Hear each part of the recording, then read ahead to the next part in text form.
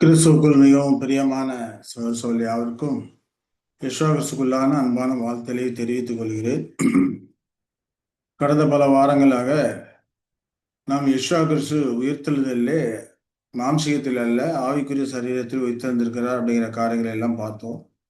அதே போல யெஷுவா கிறிஸ்து இரண்டாம் வருகையிலே வந்திருக்கிறார் அப்படிங்கிற காரியங்களை ஒரு 7 விதமான நிரூபணங்களை எல்லாம் நம்ம பார்த்தோம். விசுவாசர் அண்ணாமர்களே வந்திருக்கிறார். அதே போல ஆளுகை தொடங்கி இருக்கிறார் அப்படிங்கிற காரியங்களை நம்ம பார்த்தோம். அதே போல பரமளிப்பு முடிந்து விட்டது அப்படிங்கிற காரியங்களையும் நம்ம பார்த்தோம். இப்ப இந்த காரியங்கள் எல்லாம் இப்பொழுது இருக்கிற அநேக கிறிஸ்தவர்களுக்கு ஏன் தெரியல, ஏன் விளங்கல? ஏன்னா வேதாந்தத்திலிருந்து தான் நம்ம இந்த காரியங்கள்லாம் படித்து புரிந்து கொள்கிறோம். வேதம் தான் நமக்கு சாட்சி கொடுக்கக்கூடியதா இருக்கிறது. வந்திருக்கிறார் அப்படிங்கிறதுக்கெல்லாம் தீர்க்க தரிசனங்கள் நமக்கு சாட்சி கொடுக்கக்கூடியதா இருக்கிறது. நடந்திருக்கிற உண்மைகள் அதை நமக்கு வெட்ட வெளிச்சமாக காண்பிக்கிறது. அப்படிங்கிறப்போ இந்த காலகட்டத்தில் அநேக கிறிஸ்தவர்கள் இருக்கிறாங்க.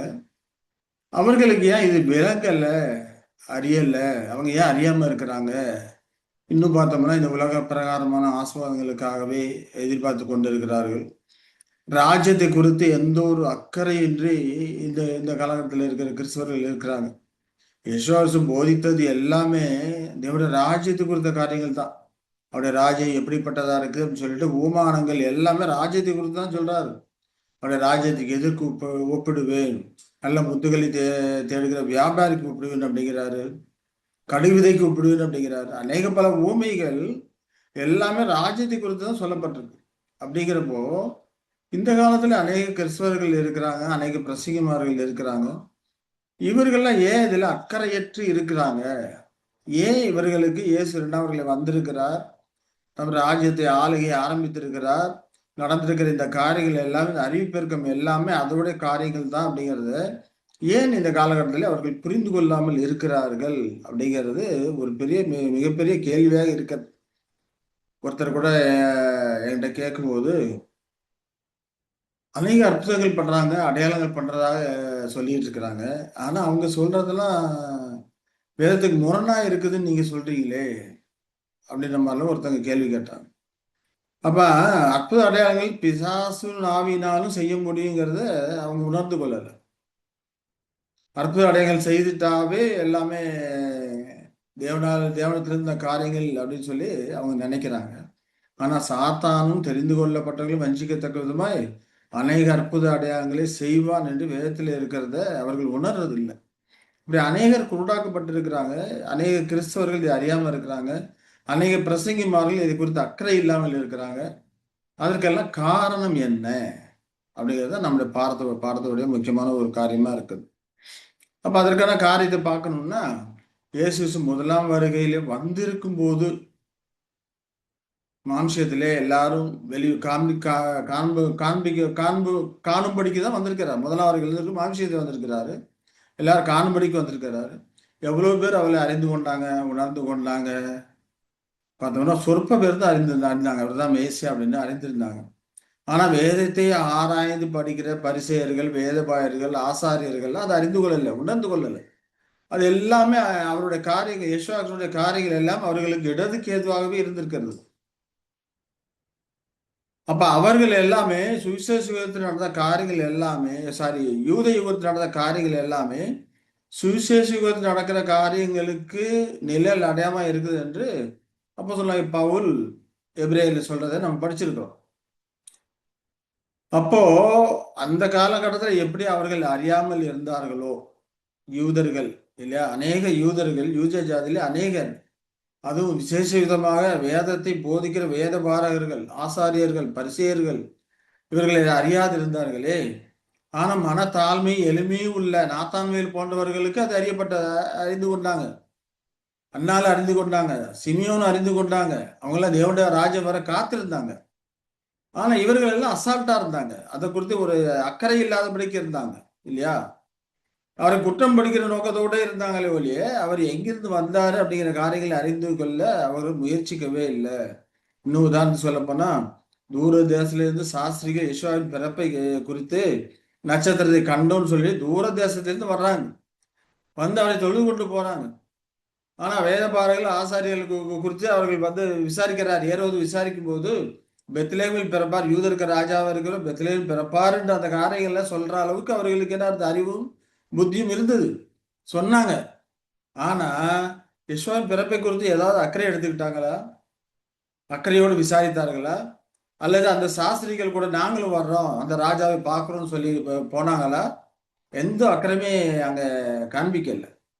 ஆனா இருந்த இலக்கத்தை மட்டும் கரெக்டா சொன்னாங்க. இல்லையா, எங்க பிறப்பார், யூதேயாவில் இருக்க பெத்லகேமில் பிறப்பார், தீர்க்கதரிசியில் சொல்லப்பட்டிருக்கு அப்படிங்கிறத அங்க சொன்னாங்க. ஆனா அவருடைய பிறப்பை குறித்து எந்த ஒரு அக்கறையும் எடுத்துக்கொள்ளல. அதே போலதான் இப்ப அது அவர்கள யாருக்கு அடையாளமா இருக்கிறாங்க?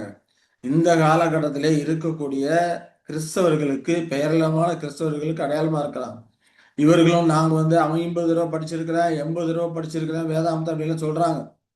வேதாந்தம் அறிஞ்ச அநேகர் வந்து நான் இங்க போய் படிச்சிருக்கேன், அங்க போய் படிச்சிருக்கிறேன்லாம் அநேக பிரசங்கிமார்கள் சொல்றது நாம கேட்டிருக்கிறோம். இவர்களெல்லாம் யெஷுவா அவர்களே வந்திருக்கிற காரியங்களை அந்த தீர்க்க தரிசன நிறைவேறுதல்களை ஏன் அறிந்து கொள்ளல, முடித்து கொள்ளல அப்படிங்கிறது தான் நம்ம பாடத்தோடைய நோக்கமா இருக்குது. அதற்கு முற்காலத்திலே யெஷுவா மாம்சத்திலே பிறக்கும் போது, மாம்சத்திலே வந்து கிரியை நடப்பிக்கும் போது அவர்கள் எப்படி இருந்தார்களோ அதே விதமாக தான் இப்பொழுது இருக்க கிறிஸ்தவர்கள் இருக்கிறாங்க, இருந்து கொண்டு இருக்கிறாங்க. அதுல அந்த காலகட்டத்தில் எப்படி மனத்தாழ்மை எளிமையா இருந்தவர்களுக்கு வெளியாக்கப்பட்டது, அதே போலதான் இந்த காலகட்டத்திலும் மனத்தாழ்மை எளிமையா இருக்கிறவர்களுக்கு சத்தியக்காரிகள் வெளியாக்கப்படக்கூடியதா இருக்கிறது. அப்ப அவர்களுக்கு ஏன் அது மறைவா இருந்தது அப்படின்னு சொல்லிட்டு நாம பார்க்க போறோம். அதுதான் இந்த இப்ப நாம பார்க்க இருக்கிற பாடத்துடைய ஒரு சாராம்சமே அதுதான். பார்க்க இருக்கிற பாடத்துடைய தலைப்பு என்னன்னு பார்த்தோம்னா, சுருக்கும் கண்ணியும் அப்படிங்கிறது அந்த பாடத்துடைய இந்த செய்தியுடைய தலைப்பு. சுருக்கும் கண்ணியும். ஏன்னா அப்பொழுது இருந்த மாம்சீகத்தில் இருந்த மாம்சீக பிரகாரமா அந்த இஸ்ரவேலர்களுக்கு ஆசாரிகள், பரிசேயர்கள், வேதபாரர்கள் இவர்களுக்கெல்லாம் எது சுருக்கும் கண்ணியமா இருந்தது அப்படிங்கிறத அங்க சொல்றாரு. ஏன் அவர்களுக்கு வந்து காணாதபடி அவர்கள் காணாதபடி இருந்தாங்க? விசுவாசி எவ்வளவோ அற்புதங்கள் செய்தாரு. பிறவி உடனே குணமாக்குனாரு. பிறவிக்கு உடனே கூட சொல்றான், அவர் எங்கிருந்து வந்தார், பிறவிக்கு உடனே நான் என்னை குணமாக்கி இருக்கிறாரு. அப்படி இருந்தும் நீங்கள் அவர் எங்கிருந்து வந்தார் என்று அறியாது இருக்கிறது ஆச்சரியம்தான் சொல்லி பிறவிக்கு உடனே அவர்களுடைய குருட்டுத்தனத்தை குறித்து ஆச்சரியப்படக்கூடிய அளவுக்கு அவர்கள் இருந்திருக்கிறாங்கன்னா அந்த அளவுக்கு குருடா இருந்திருக்கிறாங்க. எது அவர்களை குருடாக்கியது அப்படிங்கிறத நம்ம பாடம். எது அவர்களுக்கு சுருக்கும் கண்ணியமா இருந்தது அப்படிங்கிறத நம்ம இன்னைக்கு பார்க்க இருக்கிற வேதாகம செய்தியா இருக்கிறது. அதற்கான வசனம் என்னன்னு பார்த்தோம்னா, சங்கீதத்துல 69ல 22, 23 அதுல அழகா சொல்றாரு. அவருடைய சங்கீதக்காரன் சொல்லும்போது அவருடைய பந்தி அவர்களுக்கு கண்ணியும், அவருடைய செல்வம் அவர்களுக்கு வலியுமாய் இருக்க கடவுது அப்படின்னு சொல்லி சொல்றாரு. அவர்கள் கண்கள் காணாதபடிக்கு அந்தகாரப்பட கடவுது, அவர்கள் இடுப்புகளை எப்போது தள்ளாட பண்ணும் என்று சங்கீதக்காரன் சொல்லியிருக்கிறார். இந்த சங்கீதக்காரன் சொல்ல இந்த காரியங்களை குறித்து அப்போஸ்தலனாகிய பவுல் ரோமர்ல 11ஆம் அதிகாரத்துல சொல்றாரு.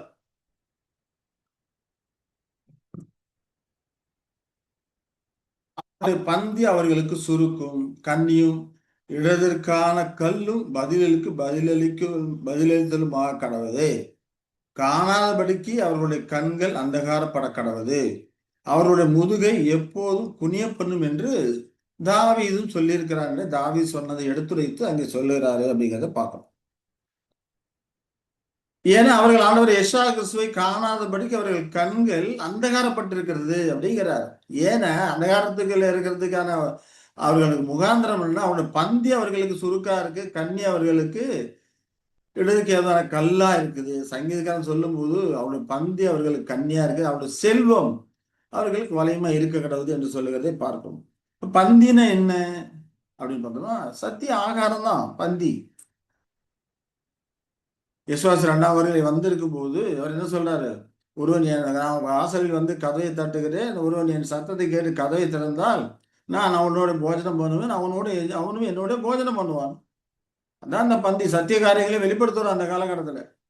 அதே போல இந்த காலகட்டத்திலையும் 1ஆம் வருகை வந்திருக்கும் போது சத்திய காரியம் வெளிப்படுத்தினார்.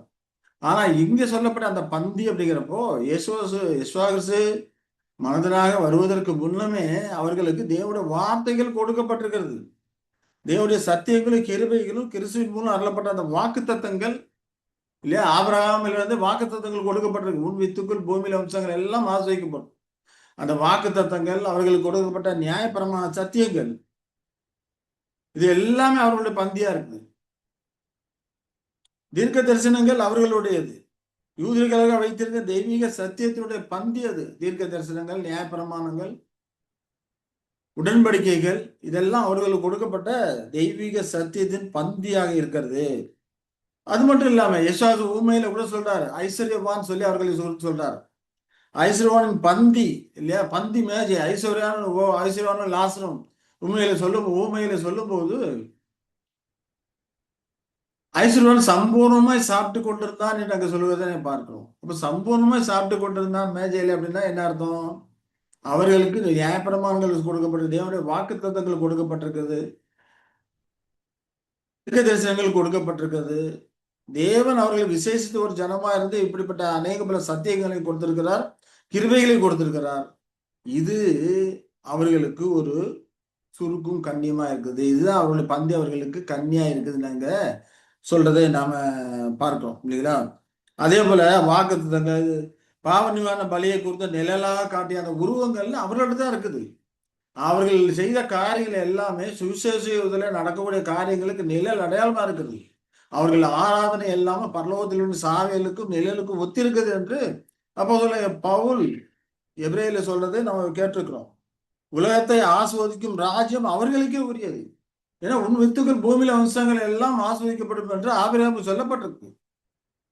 அப்ப அவர்கள் மூலம் தான் பூமியில எல்லா வம்சங்களும் ஆஸ்வதிக்கப்படும் என்பது அவர்கள் கொடுக்கப்பட்ட வாக்குத்தத்தமா இருக்கிறது. இதெல்லாமே அவர்களுடைய பந்தி அப்படிங்கிறத பார்க்கிறோம். அப்ப தேவன் கூறியபடி இஸ்ரவேல் ஜனங்கள் தங்கள் நியாயப்பிரமாணத்தின் குருடரா இருந்தாங்க. நியாயப்பிரமாணத்து காரியங்கள்ல அவர்கள் குருடரா இருந்தாங்க. அவருடைய கண்கள் காணாதபடிக்கு அந்தகாரப்படக்கூடாது. அப்படிங்கிறப்ப இந்த பந்தி, இந்த செல்வமான இந்த காரியங்கள் அவர்களுக்கு சுருக்கும் கண்ணியமா இருக்குது அப்படிங்கிறத நம்ம புரிந்து கொள்கிறோம். அவர்கள் வேத வாக்கியங்களை விட மரபு கதைகளை தான் அதிகமாக அவங்க ஆராய்ந்து பார்க்க ஆரம்பிச்சாங்க. ஆனா ஆண்டவரை யெஷாயா என்ன சொல்றாரு? வேத வாக்கியங்களை ஆராய்ந்து பாருங்கள், அவைகள் நித்திய ஜீவனை உண்டு என்று காண்கிறீர்களே, என்னை குறித்து சாட்சி கொடுப்பீர்கள் அவைகளேன்னு சொல்றாரு. ஆனா இவர்கள் மரபு கதைகளை தான் அதிகமா ஆராய்ந்தார்கள். அதனால ரோமர் 11:10 சொல்லும் போது, காணாதபடிக்கு அவர்களுடைய கண்கள் அந்தகாரப்பட கடவுது, அவருடைய முதுகை எப்போதும் குனிய பண்ணும் என்று தாவீது சொல்லி இருக்கிறான் என்று சொல்லுகிறதை நாம பார்க்கிறோம் இல்லையா? அப்ப அவருடைய பந்திங்கிறது அவர்களுக்கு கொடுக்கப்பட்ட வளமான ஆசீர்வாதங்கள், வாக்கு தத்தங்கள் இல்லையா? கன்னி அப்படிங்கிறப்போ அவருடைய இருதய கடினம். இயேசு 2ஆம் வருகை வந்திருக்கும் போது அவர்கள் இருந்த இருதய கடினம். ஏன்னா தூர தேசத்துல சாஸ்திரிகள் வர்றாங்க, மேசியாவை கண்டுகொள்வதற்கு சாஸ்திரிகள் வர்றாங்க. ஆனா இவர்கள் எந்த ஒரு அக்கறையும் எடுத்துக்கொள்ளல. அந்த அளவுக்கு இவர்களுடைய இருதயமானது கடினப்பட்டு போயிருக்கிறது. ராஜா வந்தா என்ன, வரலன்னா என்ன, கிறிஸ்து வந்தா என்ன, வரலன்னா என்ன இல்லையா? இன்னைக்கு அநேக கிறிஸ்தவர்கள் அப்படிதான் இருக்கிறாங்க.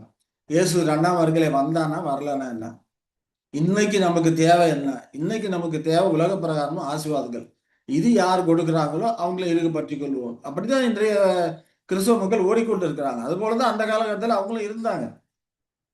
இயேசு மெஸ்ஸியா வந்தானா வரலன்னா என்ன? ஏன்னா அவர்கள் செல்வ செழிப்பா இருந்தாங்க, வசதி வாய்ப்பா தான் வாழ்ந்து கொண்டிருந்தாங்க.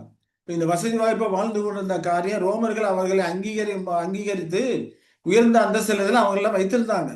வேதபாரகர், பரிசேயர் எல்லாம் உயர்ந்த அந்தஸ்தில வைத்திருந்தாங்க. இந்த செல்வங்கள்லாம் அவர்களுக்கு கண்ணியாக அது இருக்குது. அவங்களுடைய இருதயம் கடினப்பட்டு இருக்குது. ஆனா எளிமையா இருந்த அன்னாள், சிமியோன் போன்றவர்கள் தேவனுடைய ராஜ்யம் வர காத்திருந்தவர்களா இருந்தார்கள் என்று சொல்லப்படுகிறதை நாம பார்க்கிறோம் இல்லைங்களா? அதனால்தான் இந்த செல்வம், இந்த பந்தி எல்லாம் அவர்களுக்கு என்ன பண்றது? கண்களை குருடாக்கி போடுகிறது. அதனால்தான் கண்கள் அந்தகாரப்படக்கிறது. அப்படிங்கிறப்போ இந்த சத்தியக்காரிகள்ல அவர்கள் இடறி விழுந்தாங்க. அவர்கள் குருடர்களாகி இருக்கிறாங்க. ஏன்னா அவர்கள என்ன நினைக்கிறாங்க? தாங்களா நியாயபரமான சட்டம் உடையவர்களாக கருதுறாங்க. நியாயப்பிரமாணத்தை கற்றறிந்து தேர்ச்சியான டாக்டர்ஸ் அவங்களா. அப்படிப்பட்டவர்கள், அப்படிப்பட்ட ஒரு நிலை இருந்தாங்க. நியாயப்பிரமாணத்தில் இருக்க காரியங்கள் எல்லாமே அவங்களுக்கு தெரியும். ஆனாலும் இயேசு சொல்றது போலதான் மற்றவர்கள் மேலே சுமக்க மாட்டாத பாரத்தை சுமக்கிறாங்க. ஆனா அவர்களோ அதை ஒரு விரலினாலும் தொடர்றதில்லை அப்படிங்கிறார். அது போலதான் அவங்க இருந்தாங்க. தாங்கள் எல்லாம் நீதிமான்கள் போலவும் மயப்பிரமாதத்தை கற்றறிந்த தாங்கள் நீதிமான்களாகவும் மற்றவர்கள் எல்லாம் பாவிகளாகவும் கருத்திலே கொண்டிருந்தாங்க. இந்த மேட்டுமையான எண்ணங்கள், பெருமையான சிந்தனைகள், அவர் இருந்த வசதி வாய்ப்புகள், அவர்கள் கொடுக்கப்பட்ட சத்தியங்கள், வாக்குத்தத்தங்கள், இதெல்லாம் அவர்களுக்கு பந்தியும் கண்ணியும் சுருக்கமா இந்த பந்தி அவர்களுக்கு கண்ணியும் சுருக்கமா இருக்கிறது அப்படிங்கிறத பார்க்கிறோம். அதனால இந்த காரியங்கள்ல இயேசு அவர்கள் வந்திருக்கிற காரியங்களை அறியாதபடிக்கு அவர்கள் குருடராக இருக்கிறாங்க. ஆனாலும் கூட அந்த குருட்டுத்தன்மை நிரந்தரமானது கிடையாது. ஏற்ற காலத்துல அந்த குருட்டுத்தன்மை நீங்கும் என்றுதான் வேத பிரமாணத்திலே நம்ம படிக்கிறோம். அவர்களுக்கான ரெட்டிப்பு தண்டனை, அந்த கிருபை இழந்து போன காலங்களோட அந்த ரெட்டிப்பான பகுதி முடிகிற வரைக்கும் அவர்கள் குருட்டுத்தன்மையிலே அவங்க இருப்பாங்க அப்படிங்கிறத நாங்க புரிந்து கொள்கிறோம். நிச்சயமா நீங்கும். ஏன்னா எசாயம் 35ல 5-6 படிக்கும் போது, அப்பொழுது குருடரின் கண்கள் திறக்கப்பட்டு செவிடரின் செவிகள் திறவுண்டு போம்.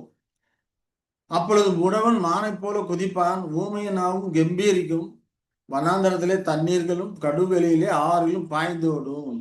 நிச்சயமா அவளோட குருட்டுத்தன்மை நீங்கும். ஏற்ற காலத்தில் ஆண்டவர் விசுவாசம் 2ஆம் வருகையிலே வந்திருக்கிற காலகட்டத்திலே அவளோட குருட்டுத்தன்மை நீங்கும் என்று அங்க சொல்லுகிறது. நாம குருடன் கண்கள்லாம் திறக்கப்படும். இப்போ அறியாதபடி குருடரா இருக்கிறாங்க. அவர்கள் கண்கள் அந்தகாரம் பட கடவுள்னு சொல்றாரு. அவருடைய கண்கள் காணாதபடிக்கு அந்தகார பட கடவுது. அவர்கள் இடுப்புகளை எப்போதும் தள்ளாட பண்ணும் என்று அங்க சொல்லுவதை பார்க்கிறோம். ஆனா ஏற்ற காலம் வரும்போது அவளோட குருட்டுத்தன்மை நீங்கும் என்று தீர்க்க தரிசனத்தில் நம்ம சொல்லப்படுவதை பார்க்கிறோம். குருடரின் கண்கள்லாம் திறக்கப்படும் என்று சொல்லுகிறதை நாம பார்க்கிறோம் இல்லைங்களா? அவர்களுக்கு கொடுக்கப்பட்ட வாக்கு தத்தங்களும் பார்த்தோம்னா அபரிதமான ஒரு காரியமா இருக்கு. யாத்திராமத்துல 19ல 5-6 படிக்கிறோம். இப்பொழுது நீங்கள் என் வாக்கை உள்ளபடி கேட்டு என் உடன்படிக்கை கைக்கொள்வீர்களானால் சகல ஜனங்களையும் நீங்களே எனக்கு சொந்த சம்பத்தாய் இருப்பீர்கள். பூமியெல்லாம் என்னுடையது. நீங்கள் எனக்கு ஆசாரிய ராஜ்யமும் பரிசுத்த ஜாதியுமாய் இருப்பீர்கள் என்று நீ இஸ்ரவேல் புத்திரரோடு சொல்ல வேண்டிய வார்த்தைகள் அப்படிங்கிறார். அப்ப மற்ற ஜனங்களை காட்டிலும் இவர்கள் ஒரு விசேஷித்த ஜனமாக தேர்வு செய்து வைத்திருக்கிறார். அவர்கள் அவருடைய உடன்படிக்கையை கை கொள்வார்களானால் சகல ஜனங்கள்னு அவருடைய சொந்த சம்பத்தா இருப்பாங்க. இது அவர்கள் கொடுக்கப்பட்ட வாக்குத்தத்தம் இல்லையா? உடன்படிக்கையை கை கொள்வார்கள்னா தேவனுடைய சொந்த சம்பத்தா இருப்பாங்க. பூமியெல்லாம் என்னுடைய பூமி உங்களுக்கு கொடுப்பேன், பூமியை நீங்க ஆளுவீர்கள் அப்படிங்கிறாரு. நீங்கள் எனக்கு ஆசாரிய ராஜ்யமா இருப்பீங்க, பரிசுத்த ஜாதியா இருப்பீங்க அப்படிங்கிறார். இதெல்லாம் இஸ்ரவேல் ஜனங்களுக்கு கொடுக்கப்பட்ட வாக்கு தத்தங்கள். இதுதான் அவர்களுக்கு என்ன இருக்கு?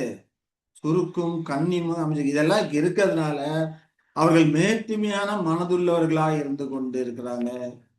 அந்த மன மேட்டுமையானது அவர்களை ஏற்ற காலத்தை ஆண்டவரை யெஷுவா வந்திருக்கிறதை அறியாதபடிக்கு செய்கிறது. அதே போல இந்த காலகட்டத்திலும் அநேகர் அப்படிதான் இருக்கிறாங்க. யெஷுவா 2ஆம் வருகை வந்திருக்கிற காரியங்கள் அறியாதபடிக்கு அநேகர் நான் கிறிஸ்துவை கண்டேன், யெஷுவா என்னோட பேசினார், இப்படி எல்லாம் பல கதைகளை சொல்லி கொண்டிருக்கிற கிறிஸ்தவர்கள் இந்த காலகட்டத்தில் இருந்து கொண்டிருக்கிறார் இல்லையா? அப்போ அவர்கள்லாம் யெஷுவா 2ஆம் வருகை வந்திருக்கிறதையோ தேவனுடைய ராஜ்யத்தை குறித்த காரியங்களும் ஒரு அக்கறையற்றபடிக்கு இவ்வுலக ஆசீர்வாதங்களுக்கு மேலே கண்ணோக்கமா இருக்கிறாங்க. உலக ஆசீர்வாதங்களுக்கு மட்டுமே கிறிஸ்துவை மேலே நம்பிக்கை உள்ளவர்களா இருந்தால் அவர்கள் எப்படிப்பட்டவர்கள் அப்போஸ்தலன் பவுல் சொல்றாரு? அவர்கள் பரிதபிக்கப்பட்டவர்கள் அப்படிங்கிறார். ஐயோ பாவம் பரிதாபப்படக்கூடிய ஆட்களா இருக்கிறாங்க. அப்போஸ்தலன் பவுல் சொல்லுறது நாம படிச்சிருக்கோம் இல்லைங்களா? அப்ப இவர்களுக்கு கொடுக்கப்பட்ட இந்த வாக்கு தத்தங்கள், ஆசாரிய ராஜ்யம் பரிசுத்த ஜாதிக்கு இந்த வாக்கு தத்தங்கள்லாம் அவர்களுக்கு சுருக்கும் கண்ணியமா இருக்குது அப்படிங்கிறத நாம பார்க்கிறோம். அப்ப இஸ்ரவேலர்கள் எதை தேடினாங்க? இதைத்தான் தேடினாங்க. உலக ராஜ்யம் எல்லாம் தங்கள் மூலமா ஆஸ்வதிக்கப்படும், நாங்க தான் அந்த வித்து அப்படின்னு சொல்லி இஸ்ரவேல் ஜனங்க அதை தேடினாங்க. ஆனா அந்த தேடின காரியத்தை அவங்க எதன் மூலமா தேடினாங்க அப்படின்னு சொல்லிட்டு பவுல் அப்போஸ்தலர் ரோமர் 11:7-8 சொல்றாரு. அப்படியானால் என்ன? இஸ்ரவேல் தேடுகிறதை அடையாமல் இருக்கிறாங்க. என்ன தேடினாங்க? உலகம் பூரா தன் மூலமாக ஆஸ்வதிக்கப்படும், தங்கள் மூலமாக ஆஸ்வதிக்கப்படும் என்று நினைத்தார்கள். கரெக்டு தான். எப்படி ஆஸ்வதிக்கப்படும்? அவர் உடன்படிக்கை கை கொள்வார்களானால் சகல ஜனங்களும் நீங்களே எனக்கு சம்பத்தாக இருப்பீங்க, நீங்க எனக்கு ஆசாரிய ராஜ்யமா பரிசுத்த ஜாதியுமா இருப்பீங்க. உடன்படிக்கையை கை கொண்டார்கள் ஆனால் இல்லையா? ஆனா இஸ்ரவேலர் அவர்கள் ராஜ்யத்தை ஆளுவோம் என்று தேடினாங்க. ஆனா அடையல. இஸ்ரவேல் தேடுகிறதை அடையல. ஆனா அவரால் தெரிந்து கொள்ளப்பட்டவர்களும் அதை அடைந்திருக்கிறார்கள். மற்றவர்கள் இன்றைய தினம் வரைக்கும் கடினப்பட்டிருக்கிறார்கள். தெரிந்து கொள்ளப்பட்ட மனத்தாழ்மையும் எளிமையுமானவர்கள் அதை அடைந்திருக்கிறாங்க. இவர்கள் மனம் மேட்டுமை உள்ளவர்களா இருந்த இது கடினத்தினலா இருந்ததுனால இவர்கள் அநேகர் இதை அடையாமல் இருக்கிறாங்க. அதனால தான் 11:8 சொல்லுவது, கனநித்திரையின் ஆவியையும் காணாதிருக்க கண்களையும் கேளாதிருக்க காதுகளையும் தேவன் அவர்களுக்கு கொடுத்தார் என்று எழுதியிருக்கபடி ஆயிற்று. தேவன் அவர்களுக்கு கொடுத்தாருன்னா அவருடைய மனம் வேற்றுமை எது கடினத்தின் நிமித்தம் இதெல்லாம் அவர்கள் அறிந்து கொள்ளாமல் இருக்கிறாங்க. அதுதான் அங்க சொல்றார். தேவன் அவர்களுக்கு இப்படி கடினமா இருக்குன்னு சொல்லி சொல்லி அவர்களுக்கு கட்டப்படுத்தல. தேவன் அவர்களுக்கு கொடுத்திருக்கிற இந்த அபரிதமான ஆசீர்வாதங்கள், வாக்குத்தத்தங்கள், இதெல்லாமே அவர்களும் மனம் மேற்றையும் பெருமையும் கொள்ள செய்து அந்த பெருமையானது இவர்களை காணாத கண்களை இவர்கள் கொடுத்தது, கனநித்திரை ஆவி இவர்களுக்கு கொடுத்தது அப்படின்னு சொல்லி நம்ம பார்க்கணும்.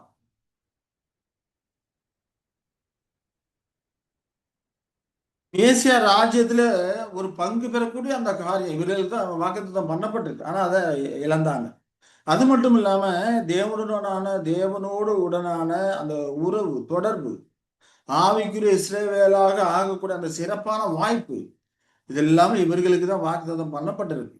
ஆனா இவர்கள் அநேகர் அதை அடையல.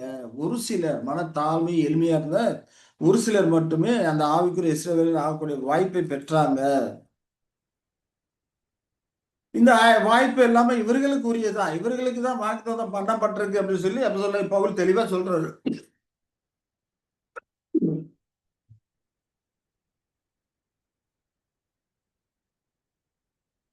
அதே ரோமர் 9 படிக்கும்போது 9:4 படிக்கும்போது, அவர்கள் இஸ்ரவேலரே, புத்திர சுவிகாரமும் மகிமையும் உடன்படிக்கைகளும் நியாயப்பிரமாணமும் தேவ ஆராதனைகளும் வாக்குத்தத்தங்களும் அவர்களுடையது. எல்லாமே அவர்களுடைய புத்திர சுவிகாரமும் அவருடையது. அவர்களுக்கு தான் கொடுத்திருக்கிறாரு. ஆசாரிய ராஜ்யமா இருப்பீங்க அப்படின்னு சொல்லி அவங்க நீங்க சொந்த ஜனமா இருப்பீங்கன்னு சொல்லியிருக்கிறார்.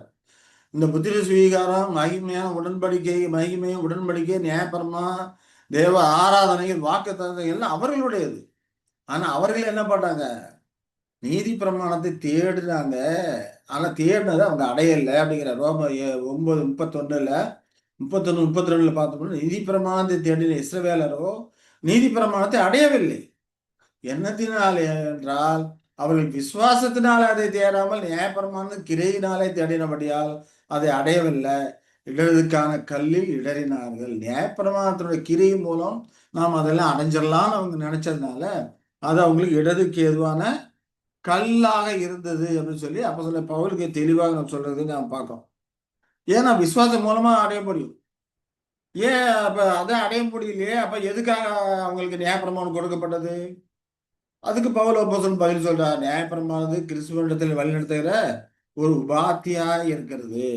அவன் நியாயப்பிரமாணம் பூர்ணமான மனிதனுக்குரியது. பூர்ணமான மனிதன் தான் அதை கடைபிடிக்க முடியும். இவர்களுடைய அபூர்ணமா இருக்கிறதுனால முழுமையா கடைபிடிக்க முடியாது. யாக்கோபு சொல்லும்போது நியாயப்பிரமாணத்தில் எல்லாத்தையும் கடைபிடித்து ஒன்றிலே தவறினாலும் எல்லாத்திலும் தவறுனதான் அர்த்தம் இல்லையா? யாக்கோபு சொல்றாரு அப்படிங்கிறத நம்ம படிச்சிருக்கிறோம். அப்படிங்கிறப்ப இவர்கள் 100% அதை கடைபிடிக்க முடியும் நினைச்சாங்க. ஆனா தேவனுடைய நோக்கம் என்ன? இவர்கள் தங்களது பலகீனங்களை அறிந்து உணர்ந்திருக்கணும். பலகீனம் அறிந்து உணர்ந்து நம்மளை இந்த நியாயப்பிரமாண சாபத்திலிருந்து மீட்கக்கூடிய ஒரு மேசியா நமக்கு வரணும், ஒரு மீட்பர் நமக்கு வரணும், நமக்கு ஒரு மத்தியஸ்த தேவை அப்படிங்கிறத எப்படி தேவனுக்கும் இஸ்ரவேல் ஜனங்களுக்கும் இடையில மோசே மத்தியஸ்தராக இருந்தாரோ அதே போல ஒரு மத்தியஸ்தர் நமக்கு தேவை அப்படிங்கிற அவர்களை அறிந்து உணர்ந்து யெஷுவா கிறிஸ்து வரும்போது அவருடைய வருகைக்காக காத்திருக்க வேண்டும், எதிர்பார்த்திருக்க வேண்டும், அறிந்து உணர்ந்திருக்க வேண்டும். ஆகையினால்தான் நியாயப்பிரமாணம் கொடுக்கப்பட்டது. ஆனா நியாயப்பிரமாணம் கொடுக்கப்பட்டதுல நோக்கம் அதுதான். கிறிஸ்துவத்தை வழிநடத்த விட ஒரு உபாத்தியா இருக்குன்னு சொல்லிதான் நியாயப்பிரமாணம் கொடுக்கப்பட்டது. ஆனா இவர்களோ நியாயப்பிரமாணத்தை அடைந்ததுனால மனம் மேட்டிமை உள்ளவர்களாக ஆனார்கள். எல்லாம் அவர்களுடையது. புத்திர சுவிகாரம், மகிமை, உடன்படிக்கை, நியாயப்பிரமாணம், தேவாராதனை, வாக்குது எல்லாம் அவர்களுடையது. ஆகலாம் மனம் மேட்டுமையினாலே உள்ளவர்களாக ஆனார்கள். இந்த செல்வம், இந்த பந்தி அவர்களுக்கு சுருக்கும் கண்ணியுமாக ஆயிற்று. இடதுக்கு ஏதுவான கல்லிலே விழுந்தார்கள். ஏன்னா விசுவாசனால தேடல, நேற்று கிரியினால் தேடினால விழுந்தார்கள் என்று சொல்லுவதை நாம பார்க்கிறோம்.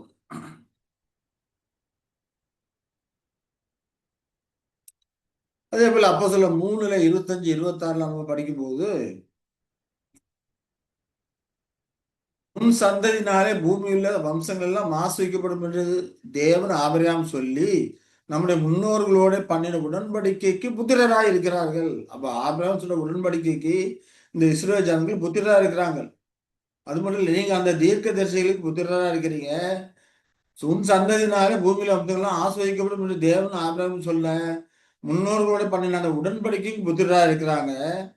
அவர் உங்கள் எல்லாரையும் உங்கள் பொல்லாங்கிலிருந்து விலக்கி உங்களை ஆஸ்வதிக்கும்படி தேவன் தம்முடைய பிள்ளையாகிய யெஷுவாவை எழுப்பி முதலாவது உங்களிடத்திற்கே அவரை அனுப்பினார். அப்ப ஏன்னா வாக்குத்தத்தங்கள் அவர்களுடையது, ஆசுவாங்கள் அவர்களுடையது. யெஷுவா அவரிடத்துல தான் வந்தார், அவர்களிடத்துல தான் செய்தியை கொடுக்க ஆரம்பிச்சார். ஆனா அவர்களோ ஏற்றுக்கொள்ளல. ஆனா அதை குறித்து வேத வசனங்கள் சொல்றாரு. மோசையே சொல்லியிருக்கிறார், என்னை போல ஒரு தீர்க்கதரிசியை உங்கள் சகோதரனிலிருந்து எழுப பண்ணுவார். அவருடைய சொல் கேட்கணும், அவருடைய சொல் கேளாதவனும் ஜனத்தில் இல்லாதபடிக்கு நிர்மூலமாக்கப்படுவான் என்று என்ன ஏற்கனவே சொல்லி இருக்கிறார். ஆனா அதெல்லாம் அவர்களுக்கு மறைவாக இருக்கிறது. ஏன்னா அவரோட மனம் ஏற்றுமை, மன தாழ்மையா இல்லை, மனம் ஏற்றுமை உள்ளவர்களா இருந்ததுனால விசுவாசனா அதை தேடாதபடிக்கு கிரியைகளாக தேடினதுனால அதை அடையாம போனாங்க அப்படின்னு சொல்லி நாம் பார்க்கிறோம் இல்லையா? அப்போ தேவோட உடன்படிக்கைப்படி ரட்சிப்பின் சுவிசேஷம் முதல்ல அவர்களுக்கு தான் வழங்கப்பட்டது. ஆனா அவர்கள் அதை ஜாதியாக ஏற்றுக்கொள்ளவில்லை. அது ஒரு சிலர் தான் ஏற்றுக்கொண்டாங்க. கபடற்ற உத்தம இஸ்ரவேலா இருந்தா ஒரு குறிப்பிட்ட நபர் கொஞ்சம் பேர் தான் அதை என்ன பண்ணாங்க, ஏற்றுக்கொண்டாங்க. ஒரு ஜாதியா அவங்க அதை ஏற்றுக்கொள்ளல. இதை தேவன் முன்கூட்டியே அறிவார், ஏற்றுக்கொள்ள மாட்டாங்க அப்படிங்கிறது. ஏன்னா தேவனுடைய ஞானம் அப்படிங்கிறது பின்னால் நடக்கக்கூடிய காரியங்களை முன்கூட்டி அறியக்கூடிய அந்த ஞானம் அவர்கிட்ட இருக்குது. ஏற்கனவே அதை அறிந்திருக்கிறாரு. அறிந்தனால்தான் இந்த தீர்க்க தரிசனங்கள்லாம் சொல்லப்பட்டிருக்கு. சிலர் கூட சொல்லுவாங்க தீர்க்க தரிசனம் சொன்னதுனால நிறைவேறுது அப்படின்னு நினைக்குவாங்க. அதல்ல, எதிர்காலத்தில் என்ன நடக்க போகிறதுங்கிறது தேவனுடைய ஞானம் அறிந்திருக்கிறது. ஆகையினால அந்த காரியங்களை தீர்க்க தரிசனமாக முன்னுரைத்து சொல்லப்பட்டிருக்குது. அது நமக்காக. கர்த்தருடைய பிள்ளை யார் எளிமையும் தாழ்மையும் உள்ளவர்களா இருக்கிறாங்களோ அவர்கள் அந்தந்த காலகட்டத்தில் அதை புரிந்து கொள்ள வேண்டும் என்பதற்காக சொல்லப்பட்டிருக்கிறது. அதே போல இவர்கள் வழிவிலகி போவாங்க, ஏற்றுக்கொள்ள மாட்டாங்க அப்படிங்கிறதெல்லாம் தேவன் முன்கூட்டி அவருடைய ஞானம் அறிந்திருக்கிறதுனால இந்த தீர்க்க காரியங்களை எல்லாம் அங்கே சொல்லப்பட்டிருக்குது அப்படிங்கிறத நம்ம பார்க்கிறோம். அப்ப மாம்ச இஸ்ரவேலர்கள் இந்த உடன்படிக்கையின் சிறந்த பகுதியான ஆவிக்குரிய ஆசீர்வாதத்துல என்ன பண்ணாங்க, பெரும்பாலோர் அதை இழந்துட்டாங்க. அதை இழந்தது அவர்களுடைய உடன்படிக்கை முற்றிலும் விலக்குவதில்லை. ஆனா தேவன் கிருபை உள்ளவராக இருக்கிறார். அவர்களை முற்றிலுமாக விலைக்கு போட மாட்டார். ஏற்ற காலத்தை அவருடைய குருட்டுத்தனம் நீங்கும்.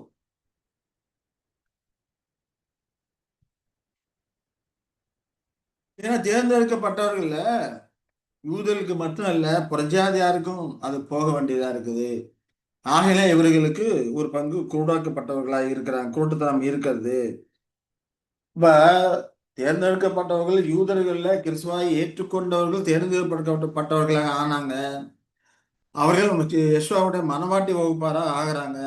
ராஜ்ய உரிமை இஸ்ரவேலுடைய ஜாதியிலும் எடுத்து சரியான கனிகளை கொடுக்க ஒரு புதிய ஜாதிக்கு வழங்கப்பட்டது. அவர்களை தான் நம்ம என்ன பண்றோம், ஆவிக்குரிய இஸ்ரவேலர்கள் என்று அழைக்கிறோம். அவரை ஏற்றுக்கொள்ளாத அவர்களை பெயரளமான இஸ்ரவேலர்கள் என்று அழைக்கிறோம். அதே போலதான் இந்த காலகட்டத்திலையும் விசுவாசம் 2ஆம் வருகை வந்திருக்கிற காரியங்களும் அறிந்து உணர்ந்து இந்த காலத்திற்கு ஏற்ற சத்தத்தை அறிந்து உணர்ந்திருக்கிறவர்கள் ஆவிக்குரிய இஸ்ரவேலர்களாக இருக்கிறாங்க. அறிந்து உணராதவர்கள்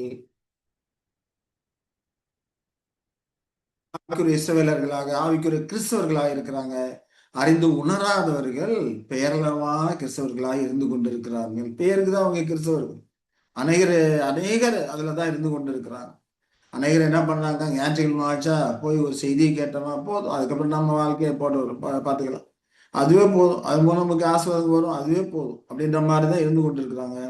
இவனுடைய ராஜ்யத்தை குறித்தோ கிறிஸ்துவ வருகை குறித்தோ எந்த ஒரு அக்கறையும் இல்லாதபடிக்கு தங்களுடைய வளர்ச்சியை குறித்தோ தங்களுடைய கிறிஸ்துக்களை வளரணும், கேரக்டரை வளர்த்து கொள்ளணும், அன்பை வளர்த்து கொள்ளணும்னு சொல்லிட்டு இந்த ஆவிக்குரிய கனிகளை குறித்தோ எந்த ஒரு அக்கறையும் இல்லாதவர்களாக இருந்து கொண்டிருக்கிறார்கள் அப்படிங்கிறத நாம பார்க்கிறோம் இல்லைங்களா?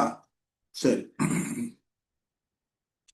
ஆகினால இந்த ராஜ உரிமைங்கிறது இஸ்ரவேலின் ஜாதியில எடுக்கப்பட்ட தேர்ந்தெடுக்கப்பட்ட ஒரு வகுப்பாக செல்லக்கூடியதா இருக்குது.